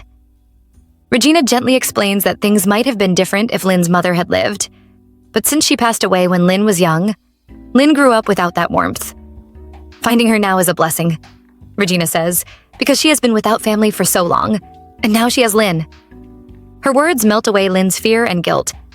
Regina then explains that she wants Lin's upcoming royal ball to serve as her official debut. However, they must craft a story for her presence. They cannot reveal that Lin is the late emperor's child from another woman. Such news could scandalize the court, undermine royal authority, and disrespect the late emperor's devotion to the empress. Regina assures Lin that while the truth must remain hidden, she will be treated as her sister in every meaningful way. Lin is surprised by this, but she doesn't really mind. She tells Regina that she's happy with how things are now. Regina thanks her for understanding and says that no matter what, Lin will soon receive her title and land. A shocked Lin tries to refuse, but Regina says it will help her. She adds that no one knows what tomorrow will bring, so Lin should take what already belongs to her. Later, in Regina's office, she asks Lord Farrell about Lin's life before she came to the palace. According to Lord Farrell, Lin began working as a maid for Vesti, who demanded an unreasonable sum before revealing where Lin had been sold. The people of Piro also confirmed that Lin started showing signs of pregnancy shortly after arriving in the village. Lord Farrell asks Regina what she plans to do with Lin's baby daddy when he is found, and Regina says she doesn't know. She adds that Lin looks like she ran away from him. Regina is aware of the problems that could arise from finding her sister, because finding Lin would mean more royalty in line for the throne. Fortunately, Lin doesn't seem interested in the throne, which makes Regina lower her guard. She hands Lord Farrell some papers and tells him to make sure there are no issues with Evelyn receiving her title. She says she is curious about the man who hurt her sister, and once she finds him, she will deal with him as Lin wishes. That night, Martin dreams of Lin holding him. He apologizes, but she tells him it is too late and that he already ruined her. Martin wakes up screaming. He has been having nightmares ever since he returned. He is happy to see her again, but as the days pass, he misses her more and more. On the day of the ball, people fill the streets, celebrating loudly. It is the first ball since Regina's coronation, and there is not only a ball for the nobles, but also a festival for the commoners. Meanwhile, Lin is being prepared for the ball. The whole thing feels strange to her. She thinks the clothes are too extravagant and feels awkward being helped by others, since she is used to being the one who helps. At the ball, Martin is completely surrounded by women. Luckily, Philippe and Elena step in to save him. They ask about his trip and whether he found the person he went looking for. Before he can answer, Regina takes the stage to make an announcement. She thanks everyone for coming and speaks about her father. Then she announces Lin as a distant relative, Countess Evelyn Betenoir, leaving Martin, Philippe, and Elena stunned. People start whispering about Lin's pregnancy, wondering if she has a husband and pointing out how much she looks like the Empress. Elena and Philippe turn to Martin, asking if he knew about any of this. As Martin stares at Lin, he makes up his mind right then that he is going to pursue her again. As the party goes on, Lin stands beside Regina while Regina talks with the guests. At the moment, Regina is speaking with Marquis Canareo, who asks about Lin as if she is not standing right there. Regina explains that Lin was fragile as a child and needed time to recover, and that she felt now was the right time for Lin to enter society. Canorio glances at Lin and remarks that her silver hair is proof that she belongs to the royal family. Meanwhile, Lin is exhausted. Her ankles ache and her belly feels heavier by the minute. Regina notices and asks Nora to take Lin to the powder room so she can rest. Lin starts to protest, but Regina tells her not to worry. She says Lin will be introduced to everyone soon and that Lin's health matters more to her than anything else. As Lin leaves the ball, Martin watches her go. In the powder room, Lin sits down, and the relief is immediate. Nora complains about Marquis Canaro's rudeness and advises Lin not to let anyone tell her she is not a royal. She then leaves to get Lin some tea. Left alone, Lin wonders if she has grown used to being pampered. She used to work long hours as a maid without getting tired.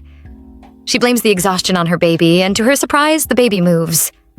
Just then the door opens. Thinking it is Nora, Lin starts to say that her baby just moved. But instead, it is Martin. He hugs her and tells her how much he missed her. He asks what happened, saying he thought she was living a carefree life. Lin starts to hug him back, but freezes when she remembers almost being killed by an assassin and Martin saying the dukedom of Araputh has no need for an illegitimate child. She pushes him away, accusing him of lying about missing her. She reminds him that he denied both her and her baby. The look she gives him makes him flinch. He has never seen her like this. She always smiled shyly at him, no matter what. He mutters that he guesses what goes, around comes around. At that moment, Regina enters to check on Lin and is surprised to see Martin. She immediately senses that something is going on between them and asks them to explain. Martin tells Regina everything that happened between him and Lin. He says this is the first time they have been face to face since she ran away. Regina asks him if he is the father of Lin's baby. When Martin admits that he is, Regina slaps him and asks if he ever once thought about taking responsibility for what he did. He says that when he learned Lin was pregnant, he considered proposing, but he never got to meet her until today. Regina tells him he should count himself lucky, since they have known each other for a long time. She adds that he no longer has a choice when it comes to Lin. From now on, he is at her mercy. Whether Lin chooses to punish him, stay with him, or raise the child on her own is entirely Lin's decision. Meanwhile, news of Lin's arrival spreads across the empire. People praise her beauty and her demeanor. However, one lady points out that Lin is 8 months pregnant and attended the ball without a husband by her side. She questions whether Lin is carrying an illegitimate child and says there is no reason to praise such a bold woman. According to her, what Lin did is unacceptable, royal or not. Lin's debut into society is successful, but controversial. Having a child without a husband is considered taboo, no matter one's background. High society now sees her as a shameless woman and calls her names. One night, Regina calls Lin to her chambers and asks if she has heard the rumors. When Lin says yes, Regina tells her that the choice is hers. Whether she marries Lord Araputh, punishes him, or raises her baby on her own. Lin says that raising the baby alone would put Regina in a difficult position. Regina tells her not to blame herself if that happens, and promises to protect Lin no matter what. Still, Lin thinks she cannot let her pregnancy damage Regina's reputation. The next day, Martin comes to see Lin at the palace, breathless from running. When he moves closer, she stops him. Then she tells him that she wants him to marry her, but it will be a loveless marriage. She tells him that she is damaging the royal family's reputation, and that things will only get worse once people learn he is the father of her child. Martin agrees to marry her, thinking that he does not care if the marriage is loveless as long as he can stay by her side. News of the marriage spreads across the empire like wildfire. The story goes that Martin fell in love with Lin while she was ill. They wanted to keep their relationship private, so they married in secret, and now that everything is out in the open, they will hold a lavish ceremony. The news also reaches the maids at the Araputh estate. It is all they whisper about while doing their chores.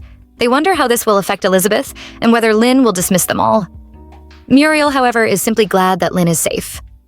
Martin tells Duke Araputh that Lin is a royal, which shocks the Duke.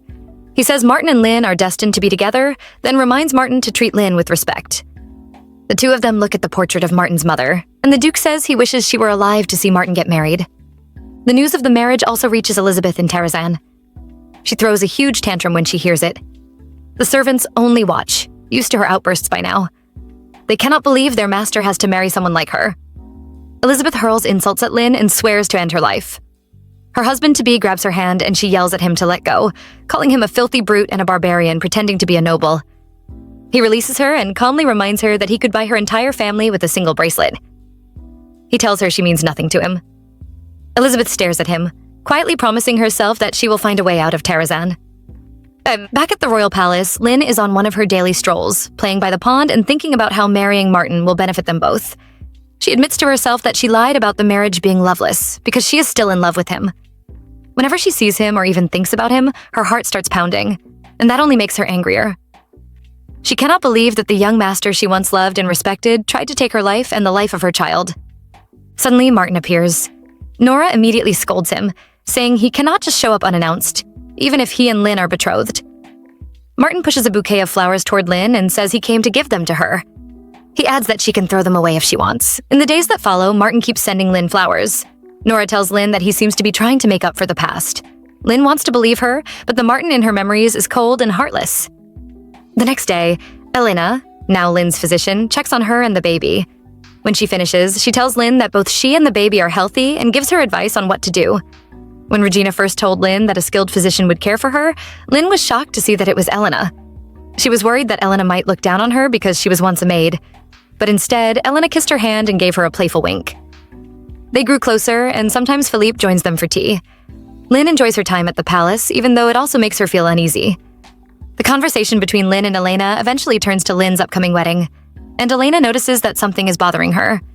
Lin tells her she asked Martin to marry her, but she is afraid of what married life with him will be like. She admits that she dreads seeing Elizabeth again. She also mentions that Martin has been visiting her every day, bringing gifts and taking her for walks. Elena finds it hard to believe because the Martin she knows only ever cared about himself. Elena remembers a time when she and Philippe watched a girl confess her feelings to Martin as children. The girl gave him a box of chocolates, and Martin threw it away. He asked how she could claim to like him when she knew nothing about him, and told her he had no interest in her. Whenever anyone showed interest in Martin, he either ignored them or treated them coldly. Elena finds it strangely satisfying to see Martin now struggling to win Lin over. She tells Lin that having a father figure would be nice, but Lin is fully capable of raising the child on her own, especially since she has the means. Elizabeth is far away and will not be returning anytime soon, and Lin is now a countess and a member of the royal family. Lin says she already asked Martin to marry her and cannot take back her words. Elena tells her there seems to be a misunderstanding between them and Martin and that it wouldn't hurt to hear him out. She then adds that if Lynn decides marriage is not for her, she would be happy to introduce her to a very capable divorce lawyer. As Elena gets ready to leave, she mentions that the palace will soon be busy with an upcoming event, something Lynn knows nothing about. A few days later, many nobles gathered at the palace for the annual royal hunt, the event Elena was talking about. Regina welcomes everyone and begins explaining the rules. Nora tells Lynn that the most romantic part of the hunt comes later. The hunters offer their first catch to the lady they love, and the lady rewards the hunter with a kiss on the cheek. Later, Philippe asks Martin who he plans to dedicate his hunt to. Martin refuses to say, and Philippe casually says he will give his to Lynn, which clearly irritates Martin. In the forest, Martin raises his bow to shoot a rabbit, but at the last moment, he lets it go, and the rabbit escapes. Philippe, who has been following him since the hunt began, asks why he let it go. Martin says he didn't want his first offering to be a tiny rabbit. A little boy, Louis, gives his mother a frog he caught on his first hunt. Lynn watches the sweet interaction between Louis and his mother with a smile. Nora tells her that her child will be just as good as Louis. Lynn says she hopes so, but all she really wants is for her baby to be healthy. At that moment, her baby kicks, almost as if telling her they are fine.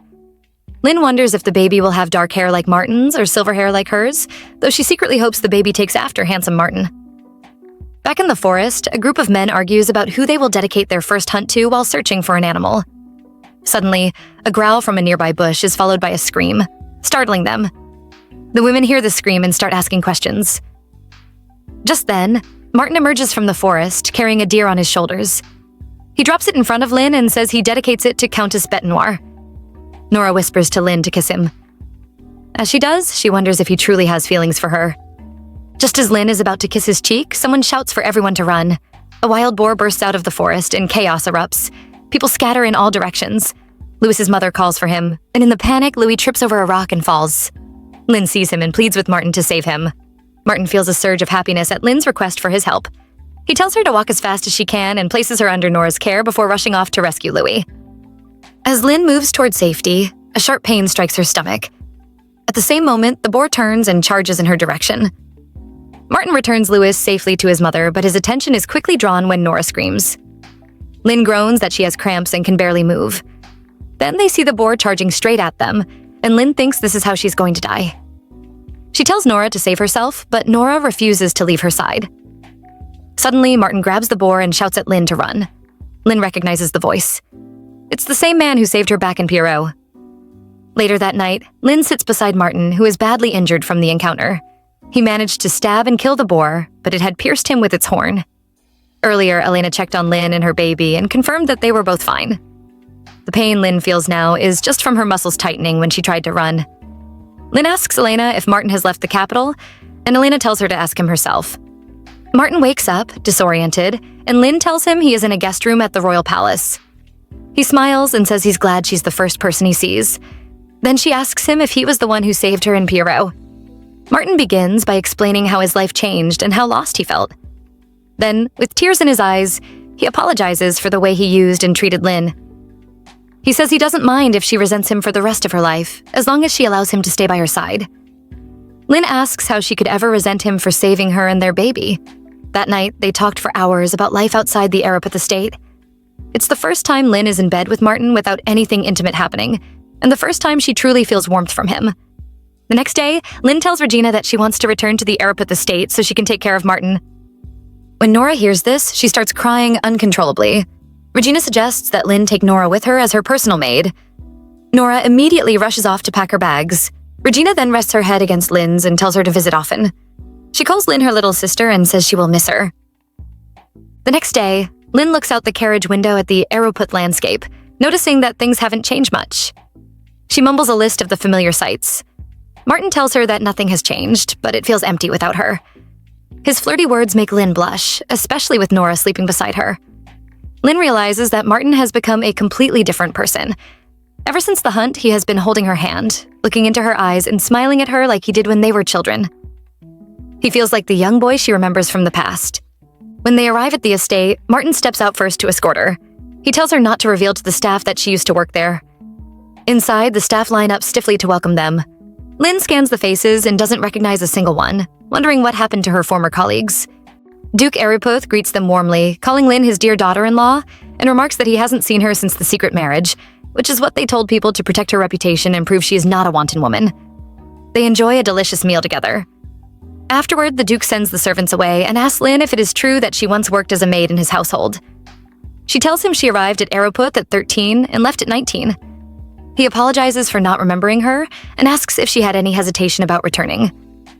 Lin explains that Martin is the father of her baby and saved them from the wild boar, so returning wasn't the issue. She just wants to help Martin recover quickly. The Duke thanks her. Lin then asks about her former colleagues, and he tells her that he had to let them all go, which shocks her. Lin remembers when she was still a maid, hearing the other maids talk about their dreams.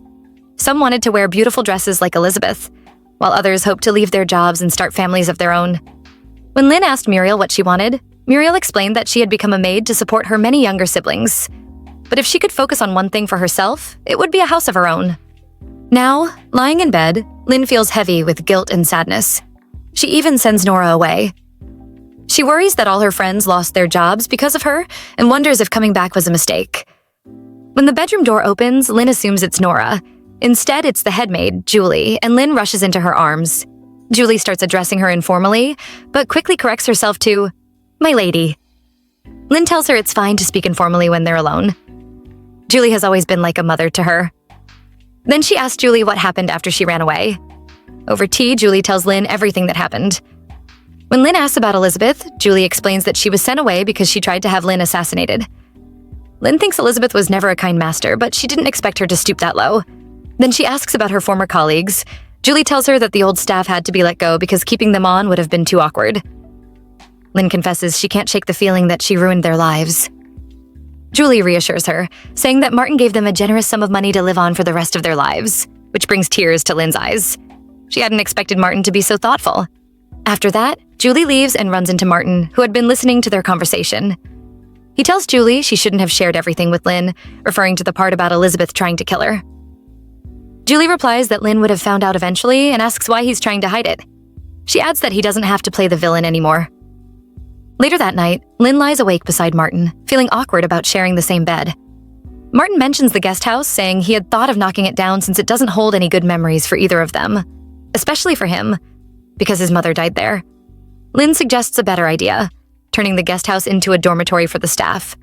A few days later, the staff were moved into the guest house, a surprise to them. They can't believe that mere servants like them can live in a place like that. One of the new maids, Marbelle, is 14 and has been working at the estate for just a month. She has no parents and grew up in an orphanage. When the orphanage heard that Araputh was hiring, they forced her to take the job. At first, she thought she would be worked to the bone with barely any proper meals. But then she met her lady. Every morning, Lin shows up to the staff meeting without fail. The staff all think she is stunning. At first, Marbelle thought Lin seemed cold and aloof, but now she sees a different side. Lin comes to the meetings, chats with the staff, and even makes sure they are comfortable. They used to live in the basement, but Lin requested rooms with sunlight. She created a library so the staff could learn to read and write, and gave them 2 hours of free time every day to practice sewing. She even found jobs in the village for the talented tailors. Marbelle had always thought nobles were full of themselves, but now she realizes there are exceptions. One afternoon, a hungry Marbelle is sent to deliver snacks to Lin. Seeing her lady up close for the first time, she can't help staring. Lin is even more beautiful in person. Lin asks if there's something on her face, and as Marbelle tries to explain, her stomach growls loudly. Lin just smiles and invites her to eat with her. As they eat, Marbelle asks why she treats the staff so kindly. Lin says they are humans, and she refuses to treat anyone poorly because of their social status. At that moment, Marbelle silently vows to serve Lin until her last breath. In the village, the people praise Lin for everything she has done. She built a hospital, a school, and organized charity events. Minos, however, doesn't care for the Araputh family. He thinks they are terrible people because Lin ran away from them. Still, he wonders where Lin is and why she hasn't sent him any letters. At the Araputh estate, Martin tells Lin that the villagers are planning a festival in her honor and thanks her for helping improve the family's reputation. He also mentions that he won't be joining her at the festival. Lin begs him to go with her. Martin reminds himself that he dislikes crowded places, but he can't say no to her, so he agrees. The next day, the festival begins. Minos overhears a woman explaining to her child why they are holding a festival for Countess Evelyn. He mutters to himself that they are celebrating one silly noblewoman and that the Arapuths should treat their staff better. On her way to the festival, Lin fidgets nervously. When Martin asks why, she explains that she used to hide her hair under a cap because it caused her so much trouble in the past. When she was little, some boys bullied her because of her hair, and she ran away when her mother found her. She cried, asking why people hated her so much. Her mother told her they were just jealous because her hair was unique and special, and instructed her always to keep it covered. Martin points out that she wasn't nervous about her hair at the ball. Lynn says that was because Regina was there, but today Regina isn't, and she's afraid everyone will focus on her hair. Martin reassures her that it will be fine. She has him. When they arrive at the festival, the villagers cheer and praise her hair. They welcome her warmly, and she thanks them for inviting her. Later, Lynn makes her way to the bathroom alone, thinking about the festival she used to attend with Minos. She bumps into him as he carries a crate. He apologizes and starts to walk away, but then he stops when he notices her hair. He begins patting her and firing off questions. When she comes back, how she's been. When he sees her belly, he asks who the father is, if that's why she left, and many more questions. Martin arrives to check on Lynn and becomes angry. Lynn tries to introduce Minos, but Martin shouts at him to take his hands off his woman. Minos shouts back, asking if Martin is Lynn's baby's father and if he took her as his mistress. They grab each other by their shirts, and Lynn pushes them apart, telling them to calm down and that she will explain everything. At the Arapith guest house, the maids are celebrating that they don't have to make dinner. Marbell suggests they run a bath for Lynn, but the others say later. Marbell insists. Just then, another maid rushes in, shouting that someone fainted at the gate, and they all run outside. There, Vesti explains that she needs to see Lady Arapith, and adds that they are old friends. Back at the festival, Lynn tells Minos everything, including that she is a royal now. He's relieved to see her doing well, but he's still upset with Martin for everything he put her through. Lynn asks about Vesti, and Minos explains that Mr. Paul swindled other people's money, ran off, and the inn shut down. He was eventually arrested, and Vesti disappeared in the middle of the night. No one has seen her since. Lynn remembers how Vesti treated her and feels glad she'll never see her again. Later, they say goodbye to Minos. Lynn even invites him to visit the estate anytime. Martin bows to Minos, thanking him for taking care of Lynn, and promises to make her happy. Minos watches them leave, smiling, happy that Lynn is happy. On the carriage ride back to the estate, Lynn talks about how much she enjoyed the festival. Martin says they should go again, and next time it will be the three of them. She asks him not to call her his woman in front of others. He asks if she doesn't like it, and she says it's just embarrassing. Leaning close, he tells her he's only speaking the truth. If he is her man, then she is his woman. When they arrive, the other maids choose Nora to tell Lynn that she has a visitor. Lynn is surprised someone would come so late at night. Nora says it's her childhood friend, which confuses Lynn. When Lynn enters the sitting room, Vesti shouts her name, asking if she doesn't remember her. Lynn recognizes her immediately and hides behind Martin. He asks who Vesti is, and Lynn whispers that she's the woman they spoke about earlier. Martin's anger flares. He realizes Vesti is the one who tormented Lynn as a child.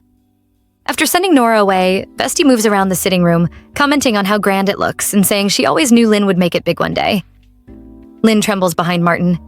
He asks Vesti what she wants. She pretends to be innocent, saying she's just there to see an old friend. Then, with a sly smile, she demands money from Lynn, promising that in return she'll keep quiet about Lynn's true past. When Lynn started working at the inn, Vesti's friends thought she was pretty. Even prettier than Vesti. Vesti heard this and vowed that Lynn would never surpass her. Confident that Lynn would give her money, Vesti assumes that even though Lynn is now a noble, anyone who learned of her past would be shunned by high society. Vesti's attempt at blackmail makes Martin furious. He turns to Lynn, who calmly calls Nora in to escort Vesti out. Lynn tells Vesti she must have mistaken her for someone else. Shocking Vesti. As Nora drags her away, Vesti shouts that Lynn would have been on the streets if she hadn't taken her in, and warns that if she exposes Lynn's past, Lynn will lose her lavish life and even her family. Lynn responds that it doesn't matter. People have accepted her for who she is, and asks Vesti who would believe her. Later, Martin pats Lynn's head, still concerned about what happened. He says he likes how assertive she was, and she replies that she knows she has to let go of the past if she wants to move forward. Then he asks if Elizabeth treated her badly. Lynn shows him the scars Elizabeth left, explaining that she always targeted areas covered by clothing. She says the scars no longer hurt physically, but she can't forget what Elizabeth did. Martin hugs her, apologizing for not noticing the scars when they were in bed, and promises to protect her no matter what. It's been a week since Lynn returned to Arapith. Martin has fully recovered and is back to preparing to succeed his father. Lynn begins attending social functions with Elena. At one of these events, the noble ladies talk about going to college to become fashion designers. One of them asks Lynn what her dreams are. Lynn says she would love to have a healthy child. The lady clarifies that she meant her future ambitions. Lynn realizes she's never thought about it. She's spent most of her life just trying to get by. She begins to wonder what she truly wants. The next day, Lynn gets ready for a picnic, and Martin jokes that she's busier than him. Then she mentions she might be coming down with a cold, and Martin tells her to stay home. She refuses, insisting she's going with Elena. After she leaves, Martin recalls a conversation with his father when he asked why his mother and Empress Agape suddenly passed away. His father said humans are fragile and can die anytime, so they should live each day as if it's their last. Martin wonders what he would do if Lynn suddenly died like his mother and Empress Agape, and how he would go on without her. At the picnic, Lynn mingles with everyone. Philippe, now a count, shows up. He says he's there to look out for the wife of his best friend. A lady whispers to Felipe that she heard he planned to offer his first hunt to Lynn and asks if he has feelings for his friend's wife. He quickly denies it while Elena's mood shifts. Philippe notices and asks if she's upset, and she pretends not to know him. As they bicker, Lynn suspects there's more going on between them. The three of them move to a nearby lake. Philippe asks Lynn if she remembers the lake they used to visit as children. Lynn glances at Elena as she answers, and Elena tells her not to look at her like that. They were just joking. Philippe changes the topic, asking about Martin. Lynn talks about how kind Martin has been and mentions that he's started to get a little overprotective. As they talk, someone runs toward them, calling for Elena to help a child, Annie, who has collapsed. Annie's mother explains that Annie was playing fine when she suddenly vomited and fainted. Lynn notices some berries on Annie's dress and asks if she ate them. When the mother says yes, Lynn immediately says the berries are poisonous and they need to give the child the antidote right away. Elena asks if Lynn knows the antidote, and Lynn says she does. When she stayed with Rihanna, Rihanna taught her about the berries and the cure, moss from a lake mixed into drinking water. Lynn prepares the antidote, and at first Annie's mother hesitates because it looks disgusting. But she gives it to Annie, who wakes up feeling better. Everyone claps for Lynn. Annie's mother thanks her as they leave, and even Annie expresses her gratitude. Lynn advises the child not to eat every berry she sees.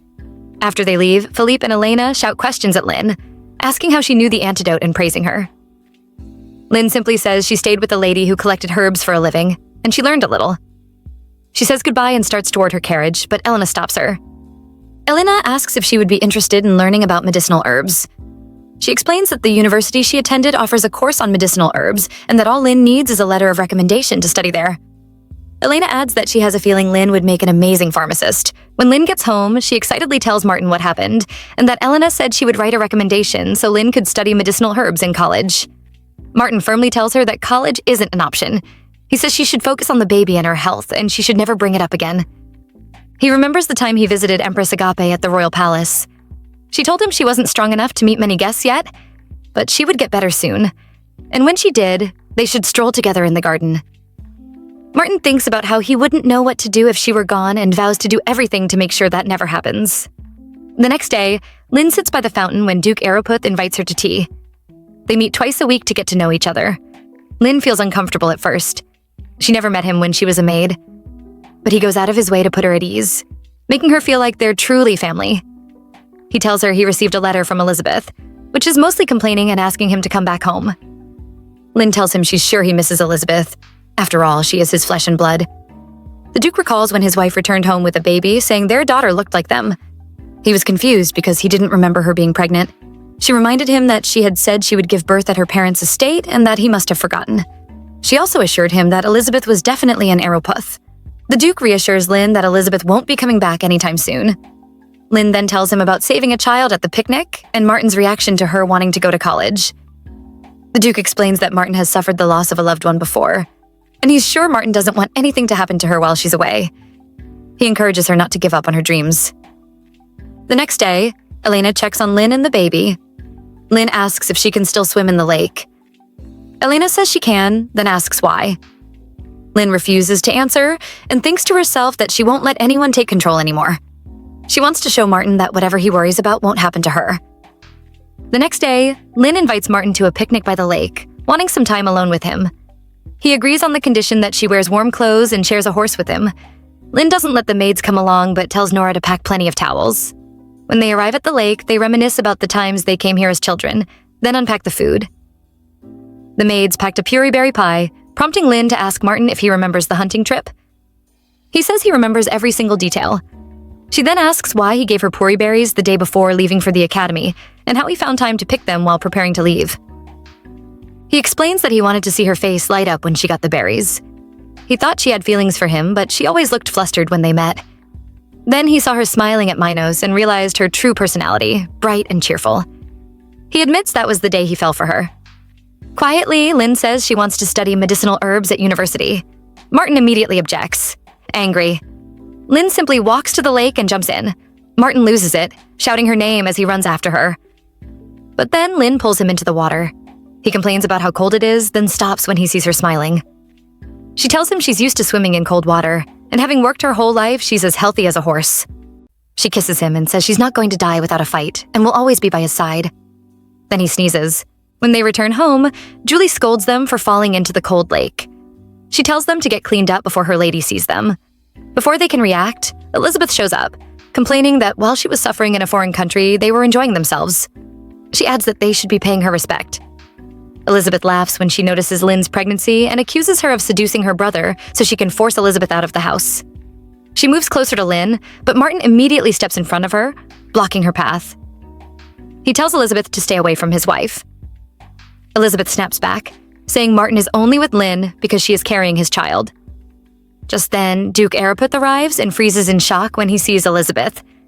He demands to know why she is there.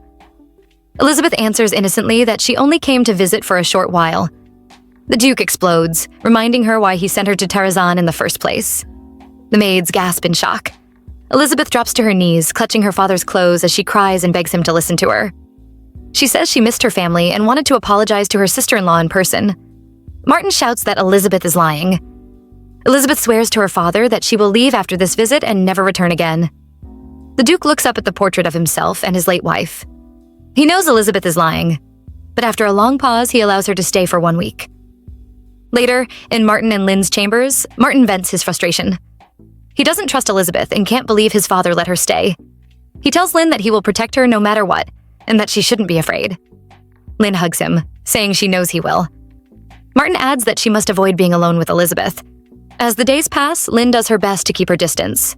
One day, their paths cross in the hallway. To Lynn's surprise, Elizabeth bows politely and greets her before walking away without another word.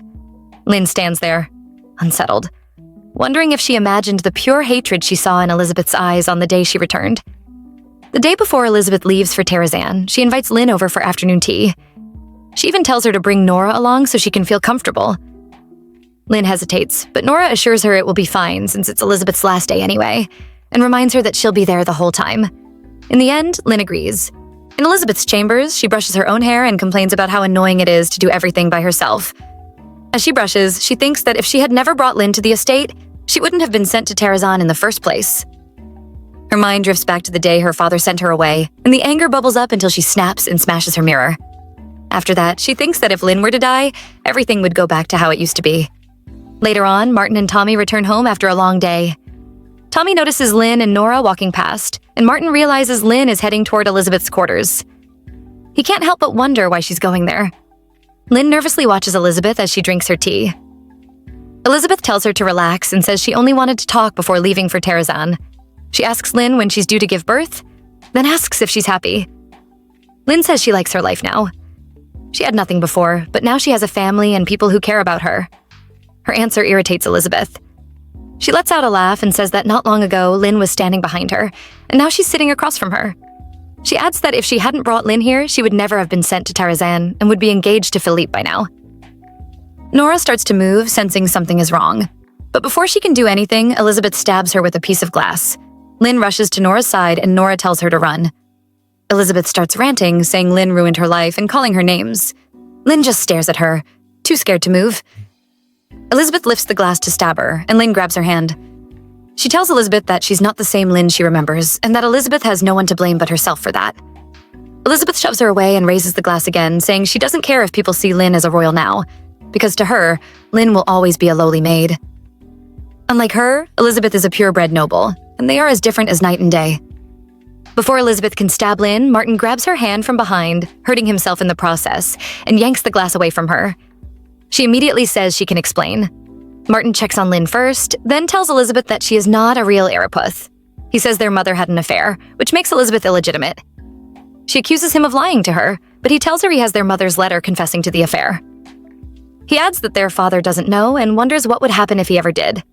Then he gives her a choice: be stripped of her title as Lady Araputh, or apologize to Lin and spend the rest of her life in Tarazan. Elizabeth drops to the floor, apologizing over and over, promising never to come back again so she can keep living as an Araputh. The next day, she leaves the estate, and no one comes out to see her off. The Duke watches her from his window. He asks Marvin whether things would have been different if Elizabeth were truly his daughter, whether she became the way she was because he was too afraid to face the truth, or whether she was simply born that way. Marvin has no answer. The Duke then says that Elizabeth will always be his responsibility. That night, Lin and Martin take a walk around the estate. Martin tells Lin that it's all over and that she will never see Elizabeth again. She checks his injured hand, and he jokes that it's a battle scar he earned while protecting his wife. Lin starts crying, and he wipes her tears with the handkerchief she once gave him, telling her that she's really lovely. She looks at the handkerchief, surprised that he still has it. He tells her it was the first gift she ever gave him, so of course, he kept it. That's when she realizes he has been thinking about her far longer than she ever knew, and she kisses him. Right after that, her water breaks. 2 months later, Regina, Elena, and Felipe come to visit Lin and her baby boy Liam, who looks exactly like his father. Regina asks Nora why she isn't resting despite her injuries, and Nora says she's perfectly fine.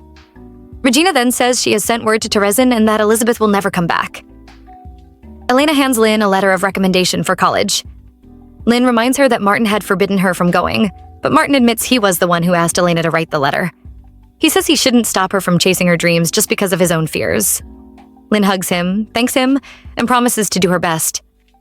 After Elena gives birth, wedding plans begin. The townspeople keep sending gifts, and the maids insist on making Lin's wedding dress themselves.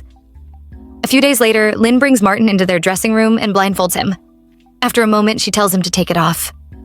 When he does, he sees her standing there in her wedding dress. He hugs her and says that for a second he thought she was an angel, which makes her blush. Then, for the first time since she came back, they become intimate and finally confess their love to each other. On the wedding day, Lin walks down the aisle and the guests can't help but stare at her in awe. She hands her bouquet to her bridesmaid, Elena. As the ceremony goes on, Philippe can't stop staring at Elena. At some point, Liam starts crying, so Lin carries him for the rest of the ceremony. As the years pass, Lin reburies Rihanna with her family and sends Muriel a large sum of money. Years later, Liam sneaks away from his lessons and tries to hide while the maids search for him. When Nora finds him, he complains that his studies are boring. Just then, Lin comes home and lifts her son into her arms, asking if he truly hates his lessons. He says he would rather explore outside and pick berries. Lin tells him that if he doesn't learn how to read, he won't be able to read his favorite frog detective book. Martin joins them, pats Liam on the head, and asks Lin about her apothecary. Martin is now the Duke of Araputh, and Lin has graduated and become a pharmacist. She provides free medicine for the poor in different places. Martin reminds Lin about their plan, and Liam asks if he can come along. Lin refuses and reminds him of his promise to study. Later, Lin and Martin go to the lake for a picnic, the first time since Lin jumped into the water while pregnant. Martin praises her for being brave then and just as brave now. Afterward, they become intimate, and when they are done, Lin asks if they should try for another child. He agrees, saying it would be even better if it were a daughter who looked like her. And with that, this beautiful story comes to an end. If you want more full stories, please let us know in the comments. Until next time, ciao!